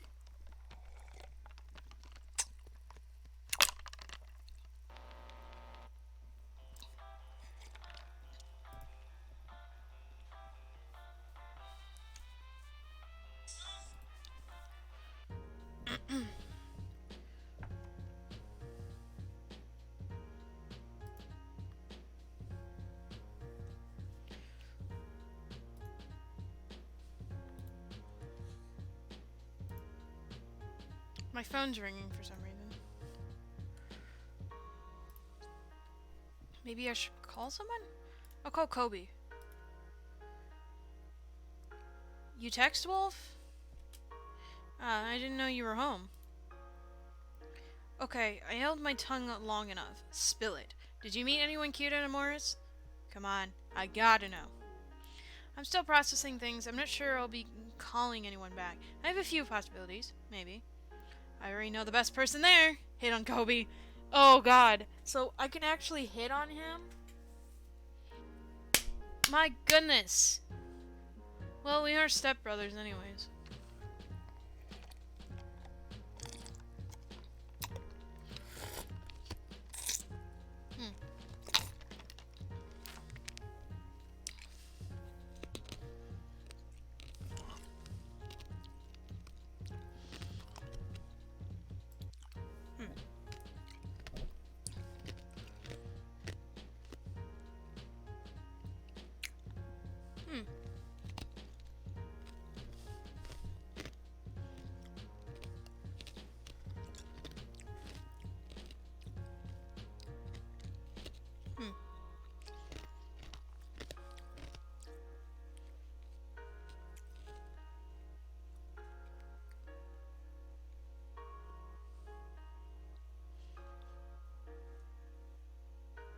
Okay. So, apparently I got three. Maybe I have three options? We have my stepbrother, we have Skye, and then Seth. Okay. Can we? You press achievements, that is why it closed. I think I'm not sure though. Yeah, I did. I tried looking at my achievements. I enjoyed chatting with people, sure. I don't know if any of them are really my type, but yeah, I did have a lot more fun than I expected. I owe you one for digging me out of there, Cobes. Hey, it wasn't totally a selfish act. I mean, yeah, getting you out there is great, but, well, sometimes it's more fun to be shacked up with someone when you're not peeking from the corner. Hey! What? There's only so many times I can do it in the living room or kitchen without friction burns. Information I didn't need to know where I sit and eat. Well, I'm sorry to disappoint about last night. I'm still getting back in the dating saddle. You're getting back out there. That's the most important thing. Well, what are your plans now? I guess I can try calling someone. I might need to try hitting the club again. Coby, you don't get it. Admit feelings for him. Or give up and wallow for a while. So I could go three routes in this game. And I want to try, I'm tempted to go all three, like, I want to try all of them.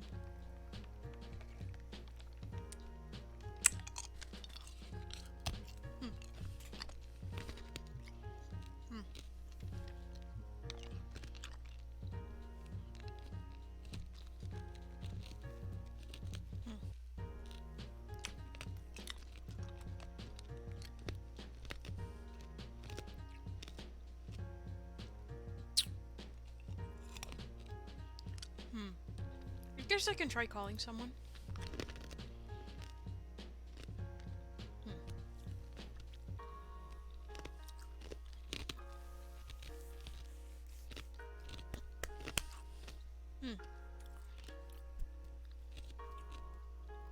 Save and then go all of them. Okay. I guess I'm a little picky for someone who's been out of the game for so long. I'll give it an honest try and check my contacts again. Up and at 'em. We'll be back again if you don't hear a date being organized. I guess. Oh, brother. So, okay.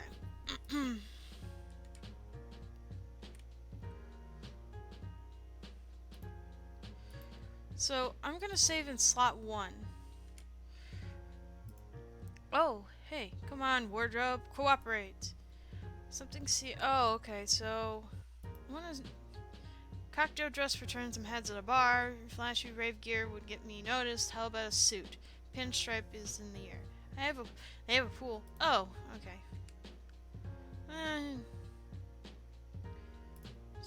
That's better. Oh, so I can change. Clothes maketh man. Can I go in here?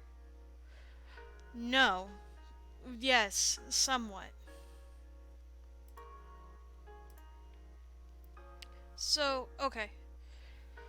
So, I have 3 options to go with. I can go Coby, or my stepbrother. I can go Skye, or I can go Seth.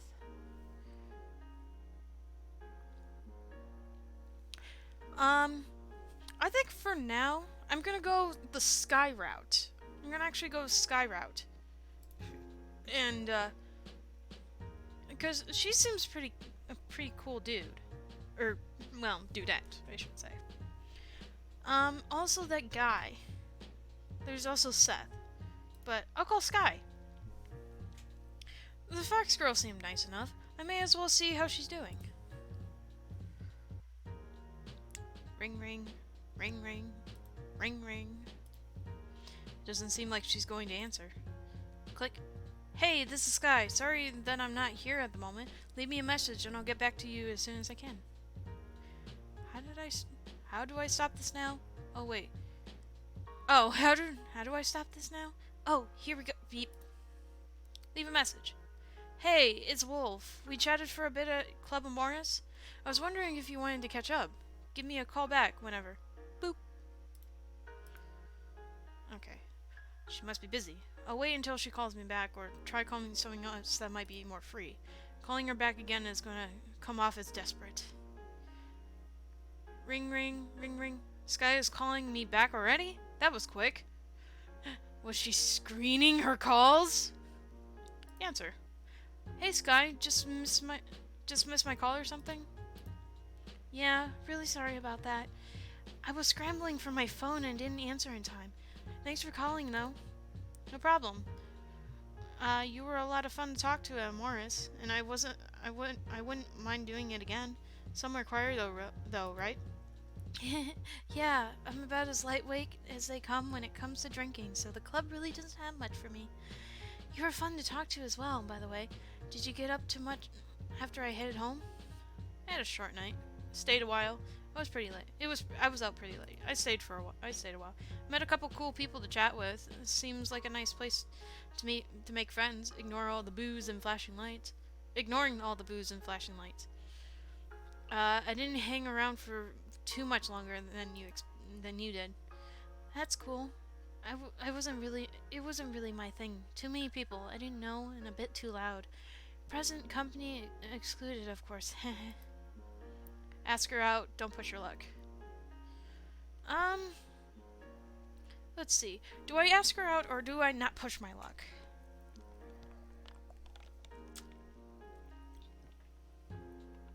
I think it would be weird if I asked her out so quickly. I don't know. What do you guys think?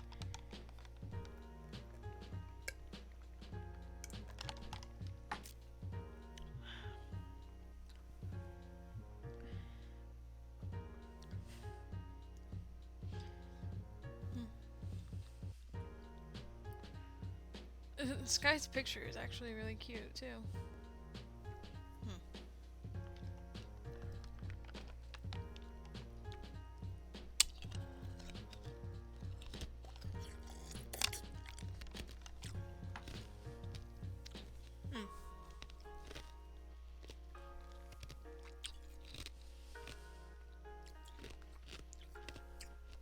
Don't push your luck, then ask her.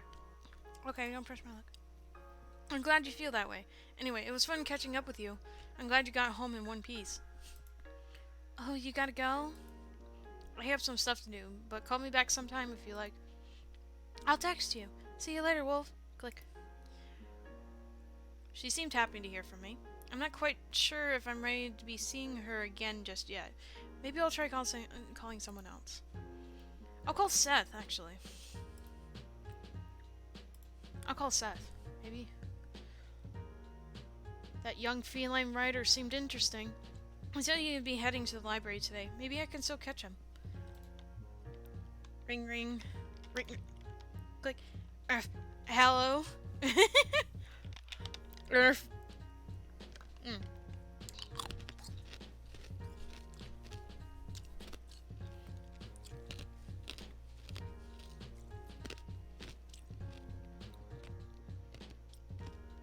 If it comes to be. Alright.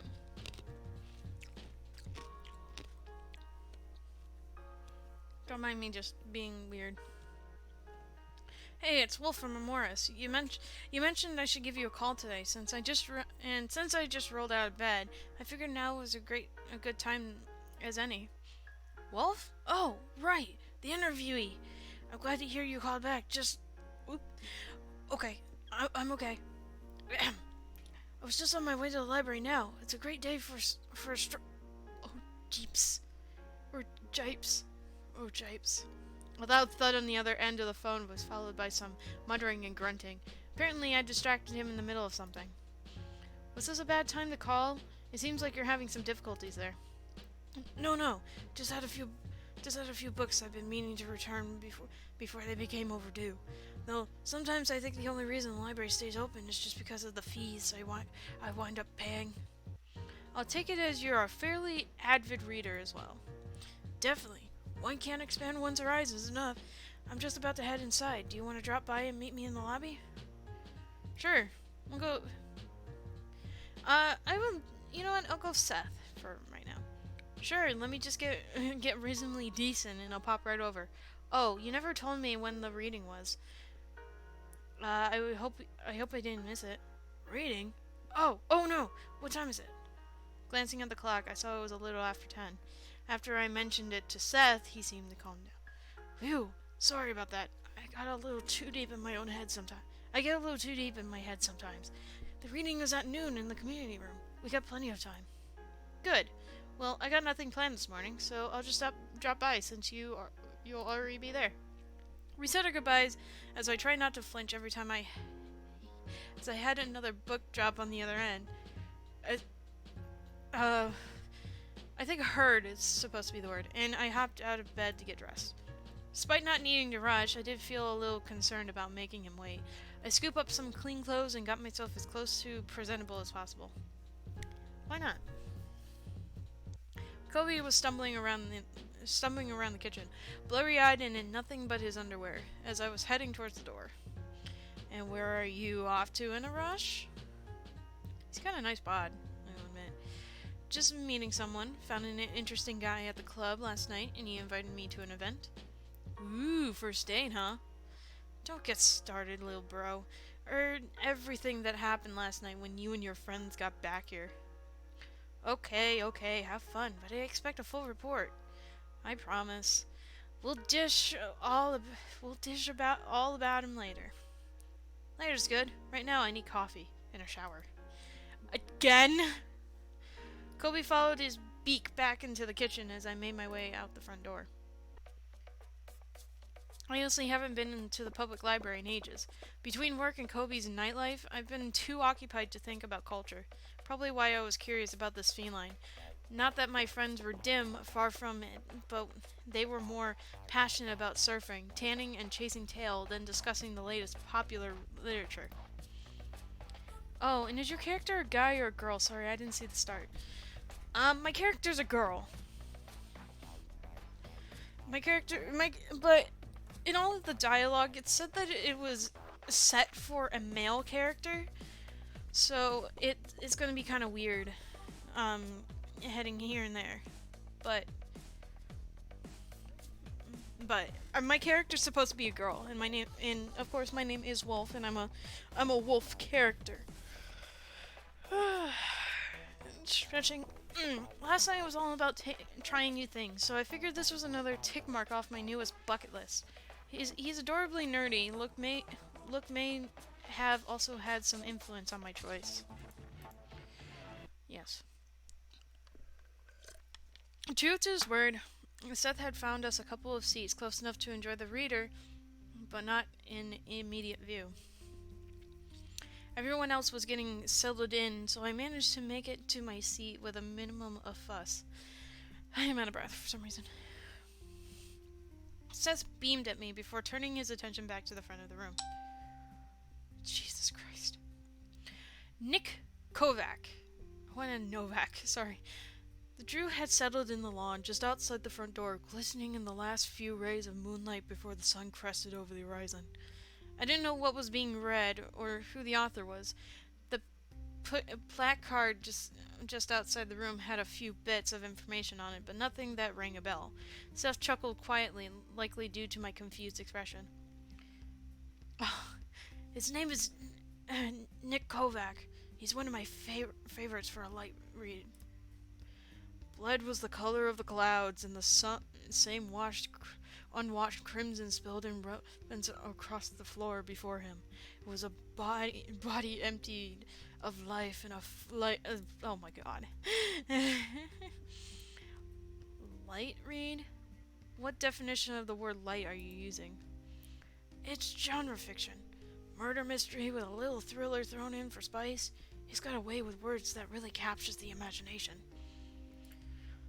The sound of boots rattled the windows and shaking the shutters, pulled him from his reverie. I don't know. Too soon they would be upon him, and therefore he would join the woman he discovered upon the paving stones. Can I date this man, please? He sounds cool. It's certainly hard not to form a mental image. You read a few of his books? All 14 in his current series. I found him midway through the second, so I got some insight I shouldn't have into the first. It ruined the mystique for me, and I haven't been able to bring myself to try and read them. 14? How many has he written in total? Oh, about 28 or so. He's prolific, sure, but that's why he does so well. Oh, am I reading the book? Or is he reading to me? Something. Shots ran out across the barren fields, and the pang of heat and pain radiated from his shoulder. He's held secrets best left unspoken, and his pure persuader meant to silence him forever. What? I'm not. You said you were doing some research for your own story. How far along is that one? Even in the dim light, I can see a frown crease the corners of his mouth. He sunk back in his chair for a moment before whispering his response. Honestly, not as well as I had hoped. Writing is a very private vocation, but that makes it even harder when you stare in an empty room and a blank page. I admit, I'm here in part to hopefully absorb some of his ambient genius in the hopes of inspiring myself to put a pen to paper. So just like the club, you're here to try to gain inspiration through osmosis? Somehow you make it sound more desperate than I intended. I didn't mean to. Why? Why don't I help? It kind of is. I didn't mean to. It wasn't at all what I meant by it. Inspiration can be fickle. You got to find the right source for it. This can be just as worthwhile as going or walking or taking a long shower. Very much so. After a good book or a good reading, I do feel much more confident and focused. Then let's just sit back and let this wash over you and see if it sparks something. He looked thoughtful for a moment, glancing between the reader and me. Oh, so you must be reading. I wasn't sure. A smile passed over his face as he leaned in close. I have a proposition for you. Some discern and prosperity was needed, considering the number of people casting glares at the two of us from the seats in front, so I merely smiled and urged him on. I bribe you with lunch, and you serve as my sounding board. No, my muse. Unemployment did certainly pursue free lunches as often as possible. That, and I was curious as to what his project was. I nodded in agreement. His smile grew even bigger as he settled back in his chair. Far worse than the iron bars and sickened concrete of the cell was the knowledge that escaped would be impossible. Beyond those walls, he was a hunted man, and only within their icy embrace could he hope to live another day. Seth nudged me as applause rolled through the room. I guess I hadn't been paying as much attention as I thought. The two of us made our way through the crowd and back out to the lobby. It was there that I noticed the small wooden table with a pile of books on it and the author's picture on the side. Seth was busy chatting with some of the other attendees, so I found a place to sit nearby. When he finally stepped away, he made a beeline for me. "All right, there's a nice little coffee shop down the road. I got a couple of books to grab before we can go, so I can meet you there or you can wait for me." Apparently, Seth hadn't noticed the signing table or the author heading in that direction. He didn't mention enjoying his books. Secretly get a signed book. Wait or meet him there. I want to secretly get him a signed book. To you, or that is what it sounds like. Well, at the beginning of the game, sorry, I know I haven't been looking, but to what the developer of the game, it's set so that your character is supposed to be male, but at the beginning you can choose to be male, to be identified as male or female. So, but it was kind of intended to be male driven, but I don't know.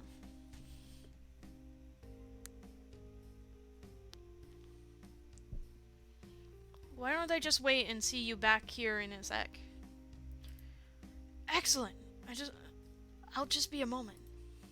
Seth wandered off into the circulation table while I maneuvered to the table. Thanks for coming. It's always been nice to see a good turnout. You're welcome.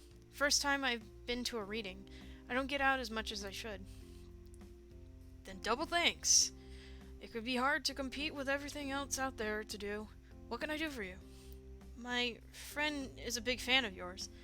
Could I get a signed copy of your latest book for him? Sure. It's part of the reason I'm here.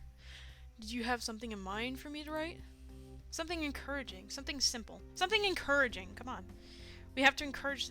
He's an aspiring aspiring author himself. Could you put in some words of encouragement? Of course. Just tell him not to steal my audience. I have to eat too. He chuckled and jolted down a few inspirational words before signing his name with a flourish. After I had paid, I slid the book into my coat and kept it out of sight for a surprise. Thanks again for coming. I got another reading later in the month. I hope to see you and your friend there. I'll mention it to him. Thanks again. Back. Hopefully I didn't keep you waiting too long. Not at all. Shall we get going? Seth nodded, and the two of us ducked out the front door and into the street. I had to juggle the book a little to keep a secret, but Seth was so engrossed in talking about the reading, it wasn't too difficult. So I'm guessing So I'm going to guess, and I've already assumed the role that I am going with Seth. The coffee shop was a nice little place, cozy and inviting. We settled into a table after grabbing a coffee each and a scone. I barely had time to take the first bite when Seth produced a number of notebooks. Oh, Jesus. Also, what is the name? Star something. I know it's supposed to be a play on Starbucks, but I can't read what the Starbucks knockoff is supposed to be.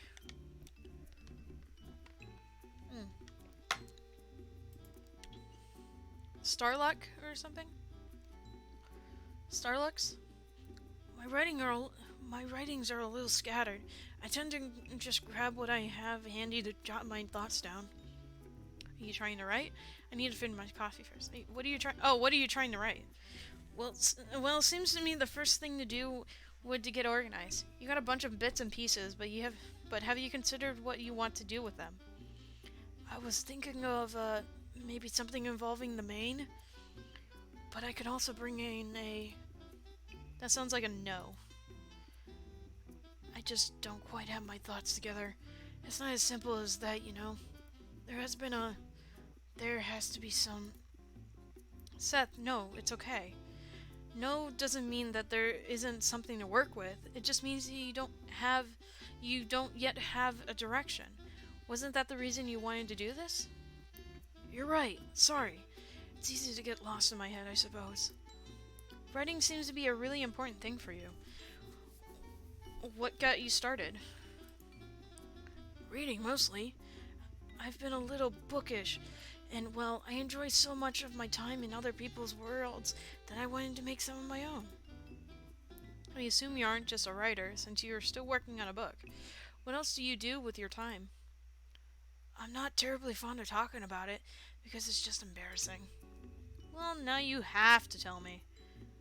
I'm a trust fund kid. My parents have been fairly well off financially, and they set aside a sizable sum for me when I got older. That would explain why you're able to live in town. I was sort of brought along to the city with a remarriage when I was younger, and I also had been pretty fortunate in the regard. Wait, what? A remarriage? What?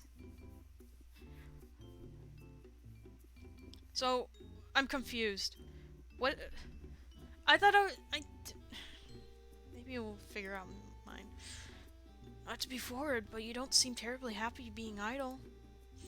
My work has eaten quite a bit of my free time, so when that obligation vanished, I felt kinda lost.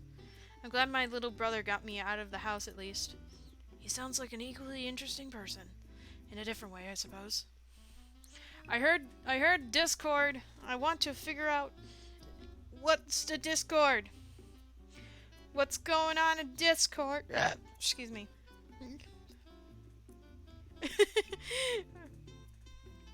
She's alright. Yay! My girlfriend's alright. Yay!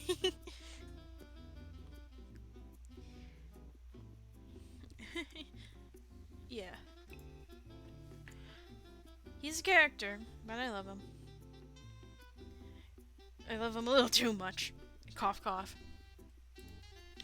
We went on for a bit longer, chatting about this or that, until my coffee was gone, and we turned our attention to the pile of notes Seth had brought. I got an idea.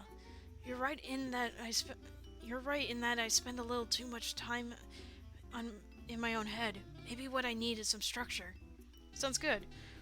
What do you have in mind then? I need to scratch my eyes because my eyes are itchy.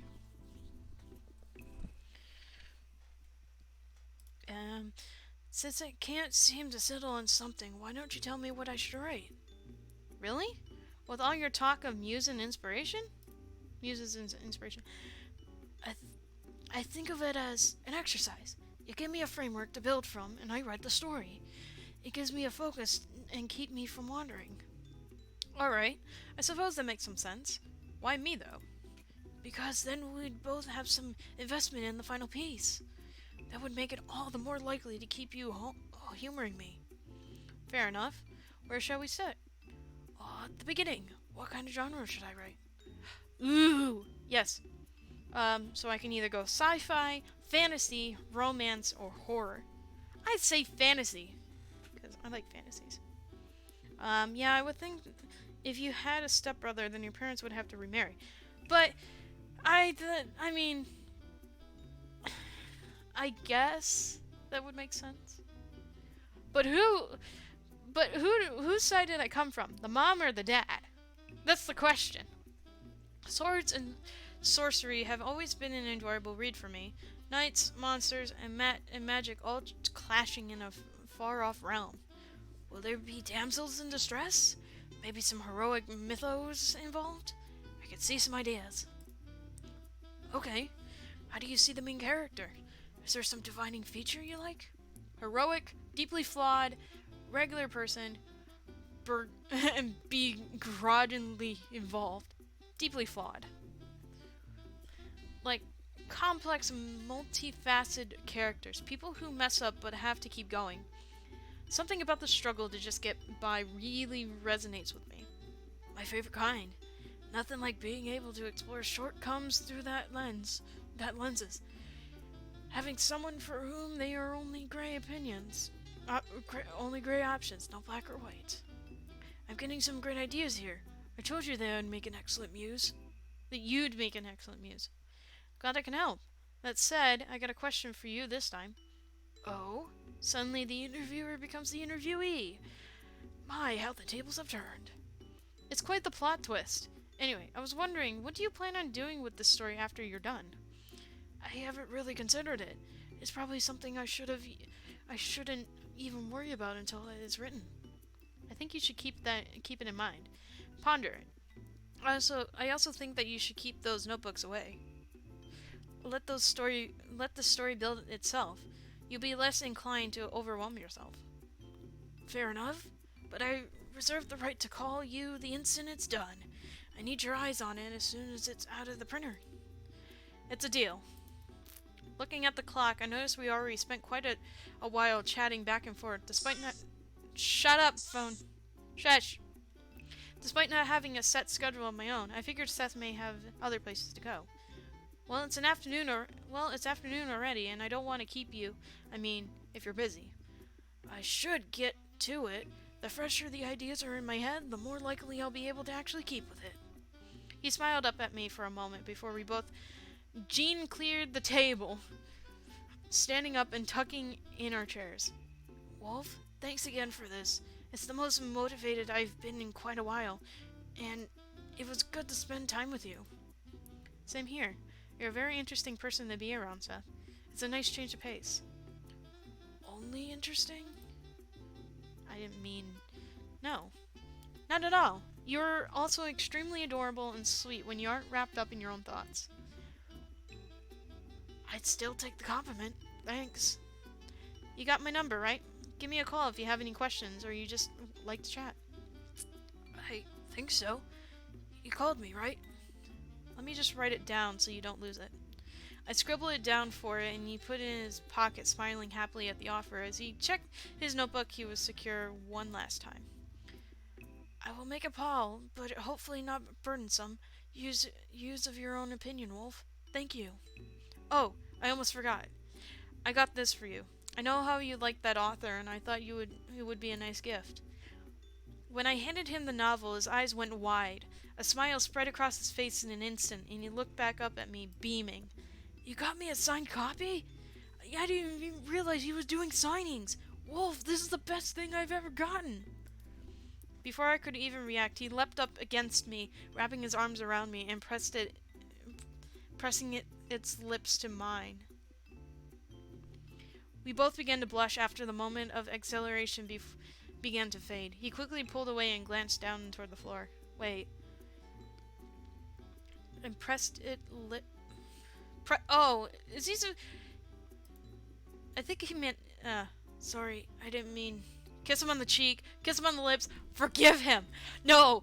Go full! Kiss him on the frickin' lips! Oh, please, don't be sorry. I stepped forward and pressed my lips gently against his, giving his cheek a soft stroke before pulling away.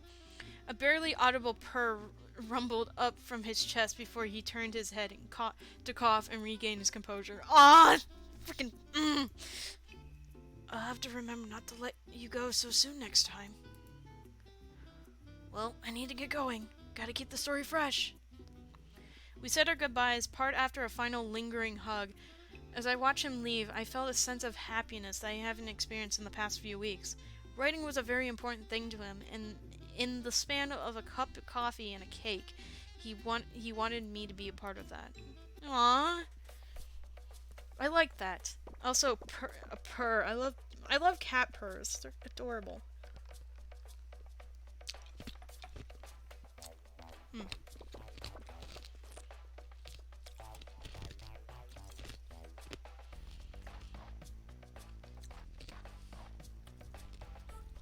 I hadn't been that important of a person to anyone but Coby recently. Work out kept me busy, but without that, I began to realize that I wanted something more. Maybe this could be that something.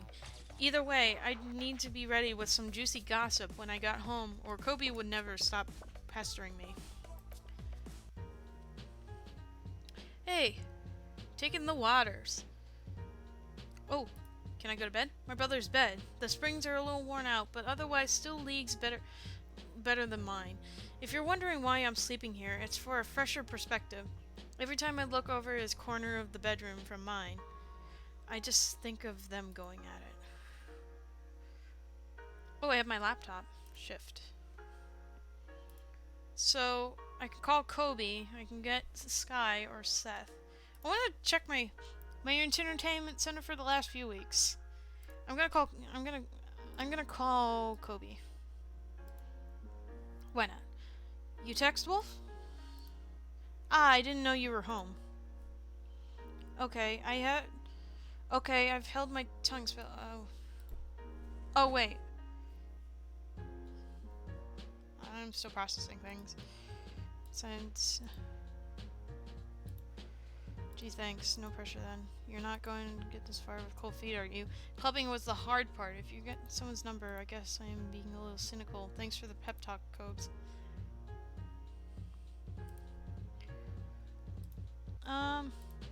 Let's go and call Seth again. I knew that focusing on his writing was going to eat up Seth's time, but it seemed like forever since I last saw him. No phone calls, no text, nothing. It was enough to make me question if I hadn't just confessed about the signals. I thought we had a connection. He was certainly interesting in me, but this undermined the whole idea. Why else would he just leave me hanging? Maybe he really did want some temporary company. Coby was there for me. We even went to the club a couple of nights to see if Seth had shown back up there. Sadly, there was no sign of him. Eventually, I'd given up and just slumped on the couch and lost myself in the daytime television. It wasn't normal like this, but putting myself out there only wind up with nothing. It was a hard thing just bounce back from. I knew I eventually had picked myself back up from now. From now, it felt comfortable just to wallow. Coby was in the shower. I had finished watching the 5th rerun in a row when there was a knock at the front door. My instinct was just to ignore it. I couldn't think of anyone who might be stopping by. A second knock eventually got me off the couch and stumbled toward the door. I half expected it to be some local group doing fundraising. At this point, I was feeling low enough that wolfing down a box of cookies sounded like a great idea. Oh, jeez, he came! Wolf, I'm so glad it was the right house. Seth? What the heck are you doing here? How do you know where I live? Why didn't you just call? Well, the not calling was due to me being a scatterbrain. When we parted ways, my head was buzzing with a million ideas. I had to get them out before they drove me crazy. And one of those ideas involving losing my number? Indirectly, yes. I tossed my pants in the wash before I went to bed, like I normally do. I'd forgotten your number was in the pocket, so I started the machine in the morning, and by the time I realized my mistake, all that remained was a soggy lump of paper. Okay, but why didn't you stop by the club or anything? I checked a couple of times and didn't see you. I was cloistering in my apartment, subsiding on the delivery food and coffee. In retrospect, it could have been something strange out of a novel I read. It was intense. It just kept pouring out of me. I never thought it was like that.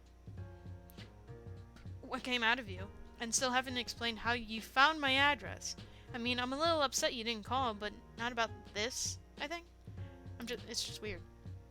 Oh, that?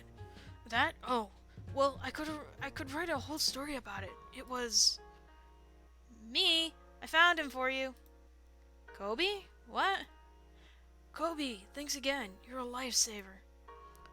Last night, I overheard him at the bar asking about you. You mentioned a cute feline you've been seeing. You called me cute? Anyway, I mentioned I was your brother. We got in talk for a bit, and I told him how down in the dumps you were lately. I felt terrible about that. I mean, I was a little flattered that you were pining for me.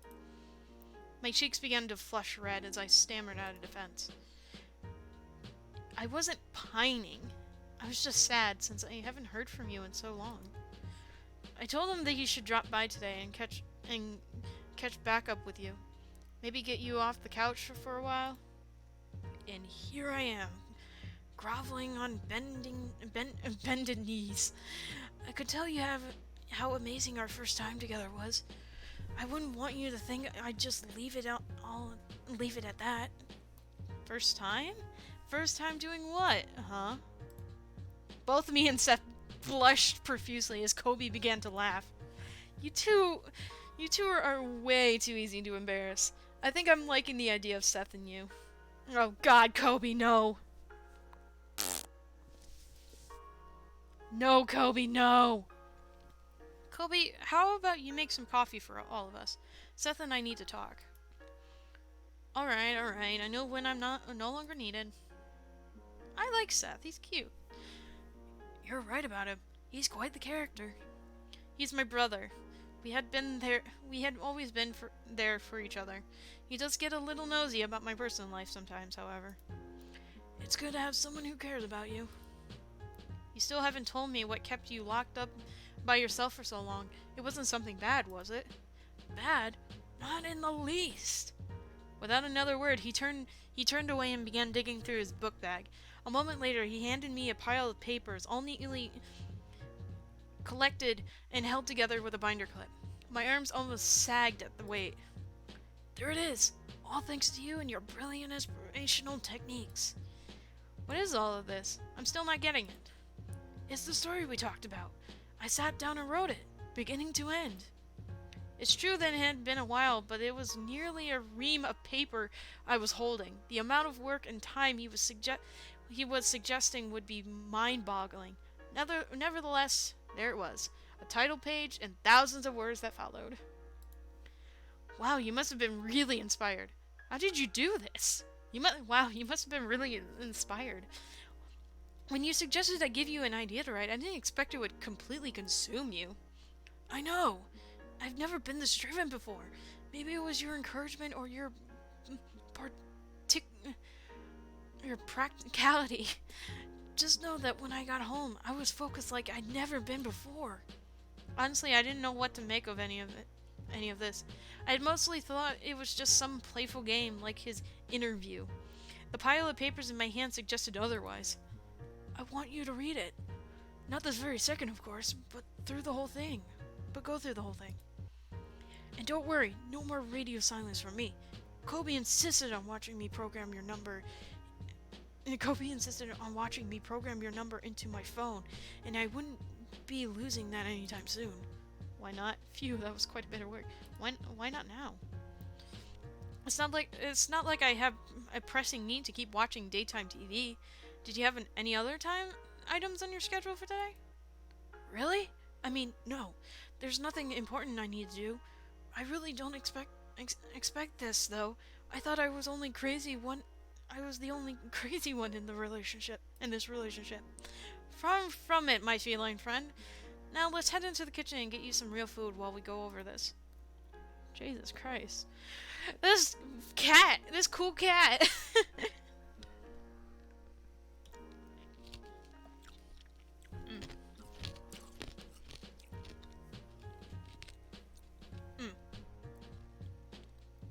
I was happy to catch up with Seth, even with Coby listening intently. I had some pancakes-like conversation, and once Coby had gotten a few pages of Seth's work away from the pile, he insisted we sit down and read the whole thing. It was astounding. The indecisive tone was gone, and there was a confidence to it that I hadn't seen in the snippets he shared with me. I began to feel awkward for having such a profound effect in so little of time. Eventually, once the dishes were cleared, we got to chatting about more than just writing. He has come up to my room.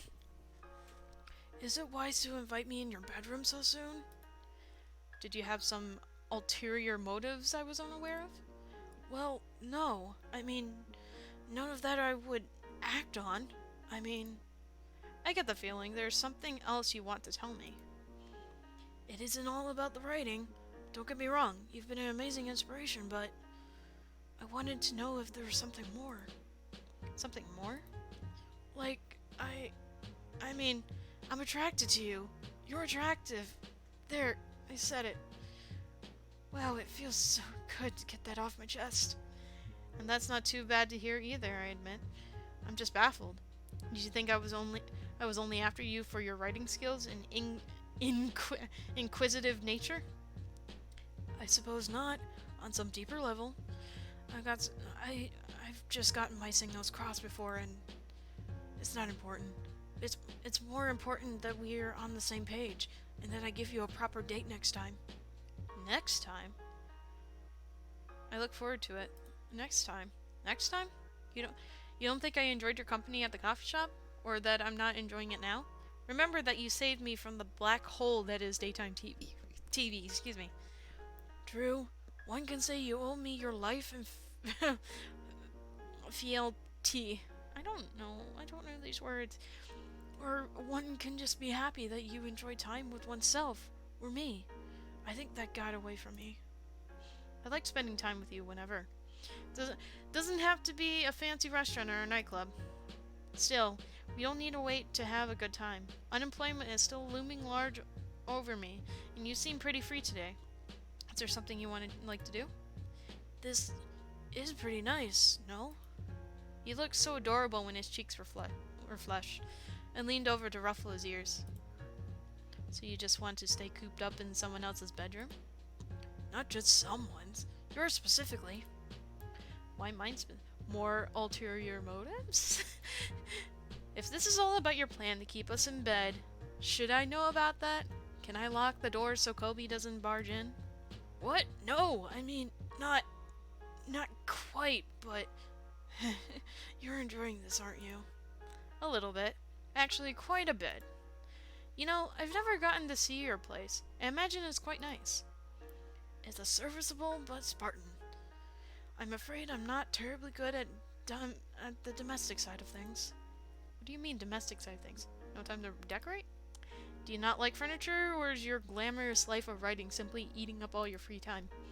Well, the last few nights it has certainly eaten up all my time. But no, it's just an area where I don't really expend the effort. A home can be very transitionatory. I'm terrible at reading. I suppose I'm not really attached to my apartment. You move often, don't you? Sometimes I thought that way. Makes sense. Being too attached to things can weigh you down. It's true. No, this whole employment thing hit me harder than I thought. I'm sure it did. Do you still feel bad about that, though? Though, I guess I'm a little happy that I got to come to the club that night. As the two of us got to chatting, it made me realize just how little we really knew about each other. Seth was happy to share, and he brought out some things of my own that I haven't thought about in a long time. It sounds cliche, but being the only child and having expectations pile up on you can be hard on its own way. Some part of me thinks that I'll never be anything but a disappointing footnote for my parents. Well, that's not a healthy line of thought. Parents can be more forgiving than you think. Mine trusts me to keep Coby in line, but he also keeps me from staying sad for too long. They knew we were a good fit when we all started living together. Maybe you just haven't given yours enough time to come to terms with your choices. Maybe so. I suppose if I'm not great at reading people, I may not have been good at reading them. Goodness knows once college started, I all but vanished from their lives. If I may, you do seem to get lost in your own head. You can't have experienced everything yet, so you can't expect to know everything either. Well, before we get too deep into a depressive pit, I think we should change the subject. Fair enough. Did you give any more thought to getting your stuff published? I thought you might have forgotten about that suggestion. No, I haven't really been looking into places to publish. Well, why not? This in particular is some of your best work. You need to at least put yourself out there and give it a try. I wouldn't even know where to begin. This is the first substantial piece I've written since I graduated. I don't even know if it's any good. Aren't there books about this? What about self-publishing? If you're concerned about getting picked up, why not just self-publish? A year is super easy now. It is, but it's also flooding with everyone else who wants to be a writer. I'll be fighting against hundreds, if not thousands, of other people without so much to make me stand out. Believe me, your writing stands out. Coby, the last Coby's the last bookish person I know, and he couldn't put it down. Thanks. But even if it is good, it'd be buried in a sea of other books. It'd help if someone with some visibility could boost it or plug it.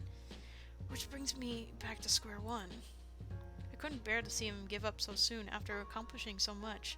We talked for a little longer, glancing at the manuscript and back at each other until I remembered. What about the author we saw? Nick? We can talk to him. He was mentioning that he had another reading sometime soon. You've got to be kidding. I mean, he's probably got swarms of fans wanting him to prove their stories. Why wouldn't he give me the time of day? 'Cause it's a start. Just like with writing, you got to take a chance and put words down on a blank page. Worst you'll do is say no, and I'll buy another copy of his book so he doesn't eject us. Us? You're coming with me? Of course! I got you inspired enough to write all that. The least I can do is be there to try to help you make something out of it. His eyes went wide for a moment, his lip trembling cutely as he stared at me. In a moment he was on top of me, hugging me tightly and burying his face in my neck. I took a moment, and the rather awkward rush of blood through my body began, before he slipped off me, seeming to realize that he had practically tackled one onto my bed. Then let's do this. Come hell or high water, I'm going to see my name in print. I smiled broadly. He seemed more in himself when he was excited, and I was growing to enjoy that about him more and more. We checked the library schedule and found out when the next reading was. If we left the house immediately, we could just make it. We said our goodbyes to Coby and leaving him with a cup of coffee and a confused look before jumping in the car. We were both nervous. Seth spent the trip looking out the window and then back at the pile of papers in his lap. I caught myself glancing over at him now and again, hoping that I wasn't setting him up for failure. We made it to the library just at the tail end of the reading. Again, there was a table out front for signings, and after enough people had filtered out and away from the lobby, we walked up. Hi, thanks for coming. Hey, you made it! Glad to see I was convinced enough to get you to return. Seth stood there quivering, blushing, and completely unable to speak. Once the author's face shifted to a concerned look, I knew I had to do something. I nudged Seth. I didn't mean to bother you. I don't mean to be a bother. It's just that it was nice to chat with you for a bit at the last one, and my friend, Seth, here wanted some professional advice. The author looked a little skeptical as I waved for Seth to step up closer. Yeah, I mean... Can't speak. Clutching a sleeve of paper in your hand. Can't speak, clutching a sheaf of paper in your hands and catching me at the end of a reading? Let me guess, you want me to look over something? Yes. The author sighed to himself for a moment before looking back up at Seth. I get 100 enthusiastic writers trying to ply me with buying copies of my book or giving me gifts to read their work. There's a reason publishers have slush piles, you know. Convince Seth to speak up for himself or speak up for Seth. I would do that, but I think I would probably encourage him to do so. I look over to Seth and nodded my head in the author's direction. I knew if he really wanted to do this, he will need to speak up for himself. I know. I've read the horror stories about slush piles, agent fees, and publishing in general. It's been a part of what kept me from sitting down to write. I don't expect much, just a glance or some advice. I'm sure you know how difficult it is for new writers. I remember you talking about it in your memoir. It was a difficult time getting noticed enough to actually snag a publishing contract. Even then, I still have to stay relevant. Go to signings and readings. It's hard work. I know. That's why I'm willing to take the risk, because someone believes in me, and that's a start. Seth glanced back at me with a smile, his tail flickering against my hip. The author chuckled and held out his hand. All right, first 3 pages. You got a few minutes of my time, and I'm not pulling any punches. Of course. Seth's eyes went wide as the author took the pages offered and began to browse. I patted him gently on the shoulder and went to sit down, letting my body calm down from the high. My dear, what has my darling dear decided? Aww. Shout out to Haley, my girlfriend. She's adorable and she's a bean. No one can tell. She can't tell me that she isn't adorable and cute like Seth. She's a cool cat in her own way. And I will never pick anyone over her. 'Cause she is the best. She's the best, guys. Please, don't judge me. I love talking about my beautiful girlfriend.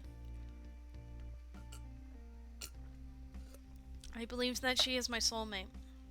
And that, she is my one and only. Oh my god, Wolf. What? I love her, god damn it! As I glanced back over, the two of them were having a spirited conversation. The author seemed practically animated and was smiling. A wave of relief rolled over me. Alright, I'll give you a call soon. I had zoned out for most of the conversation, but perked back up when Seth came over, nearly vibrating with joy. He liked it! He actually liked it! He said it was rough, which I expected being a first draft, but he was going to take the first chapter to his agent. See? It's worth taking a risk every now and then.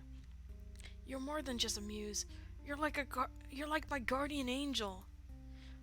Flattery will get you anywhere. Aw, no I'm not. Oh, come on. Once I saw someone I liked getting so close to their dream, I had to do something. I like to think you would have done the same.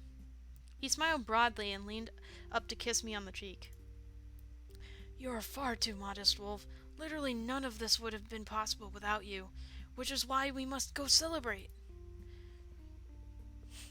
You know, I know just the place. It was still too early to go to the club, so we decided to swing back to my place. Seth was animated like I'd never seen before. His head was flooding with possibilities, hopes, and dreams about what this could mean. Excuse me. I was glad to see him happy. Excuse me. And did enjoy some basking in his adulation, but also remembered what Nick had said about the hours, the travel selling himself at stores. What if his dream meant the end of this with us? Seth's enthusiasm didn't stop even after we walked through the door. The instant he saw Coby, he scooped him up in a hug. I thought it was the first time I ever saw my little brother turn that purple. Oh, I get it. My goodness. Oh, my goodness. I didn't think I'd ever felt this energized. I'm glad to hear it. We can hang out here for a while, and then all three of us can hit the club. We can have a couple drinks, dance a little, maybe pick up a guy. That's all you, bro. That sounds fantastic. Look at me. I never danced before in my life, and I'm giddy about the thought of making an ass of myself. Haha, that's the spirit, Seth. Maybe I should sit down for a moment. My head is still reeling from all of this. We got plenty of time. Why don't you go lay down for a bit? I got a few things to do around the house. I'll check in a few minutes. Thank you again, Wolf. You're the most gracious host.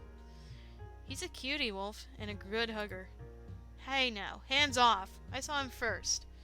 Also, I may have helped launch his dream career. He's all yours. It's pretty clear he's really into you. I chuckled as I slid out of my coat. There were still a few things to do if we were going out tonight. I wondered if I should get to them or check up on Seth. Well, why don't we finish the chores first? You'll be fine. My responsibilities get the better of me, and I started on the chores I'd been neglecting. Coby took this as his cue to leave, ducking out the door before I can ask him to help out. Hey, thanks for the chores. I almost forgot. I'm meeting someone for coffee before the club anyway. It never seemed to really work out well.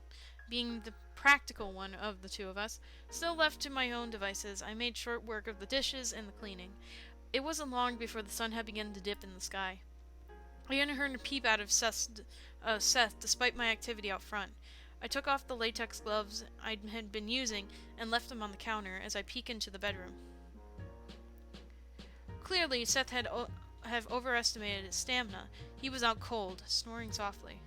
Let him sleep. Let him sleep! Why not? Multiple days in a row of writing, seemingly with little sleep, had clearly been tough on him. I know he wanted to celebrate, but maybe what he really needs is rest. Must have dozed off for a second myself, because when my eyes flickered open, Seth was stretching and yawning as he got back to his feet. Oof, what happened? You fell asleep about 5 hours ago, in Coby's bed no less, which makes you one of the few people to just sleep in it besides him. I guess I was more exhausted than I thought. Sorry, I wasn't more fun tonight. It's alright. We had an exciting day. That, and I much prefer sleeping in the same room as you, not hearing from you. Wolf? As I sat on the edge of my bed, Seth padded softly over to me. Draping his arms around me, he slid smoothly into my lap and pressed his hips firmly but gently against my own.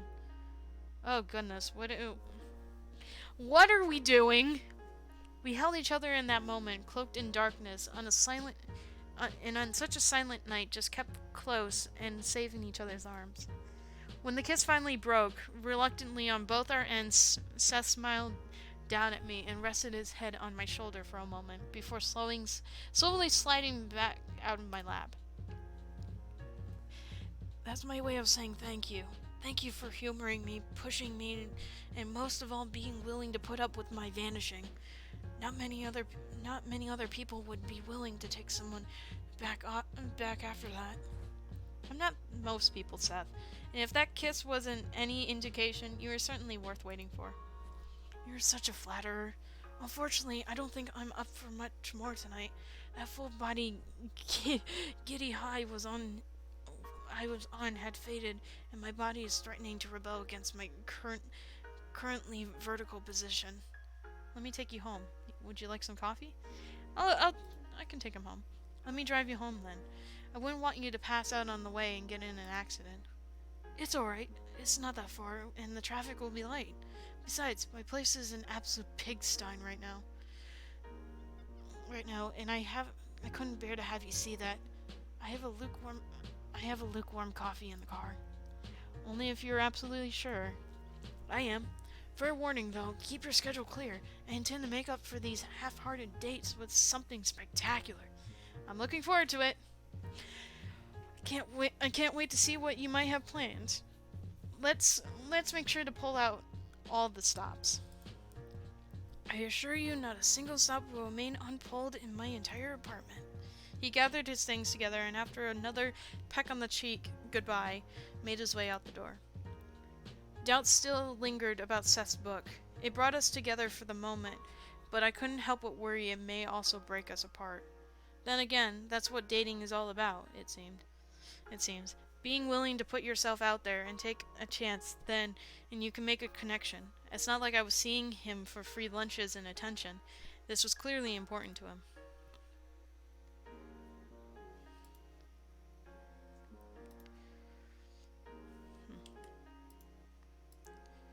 My entertainment center. You know what? I'm gonna take... no, wait. I'm actually going to leave this. I'm actually going to leave this here because I would like I would like to, rest for a little bit, but I also would want to kind of just relax a little bit. I think we we had a nice run. Yeah, almost three, almost almost 3 hours of streaming. It was great. It was great to, you know, start up a great and interesting little game. So next time we will see what happens with Seth and I, or yeah, with Seth and I, and see what happens. Um, but yeah, thank you guys so much for watching, and I hope you enjoyed Amoris so far. I hope that I hope that we can we'll play more later. But thank you guys so much for watching. If you did, slap that like button with your paws or your tail, and subscribe if you're new to my channel. And I will see you wolves in the next stream, or maybe even a video. Who knows? Bye guys. Love you all.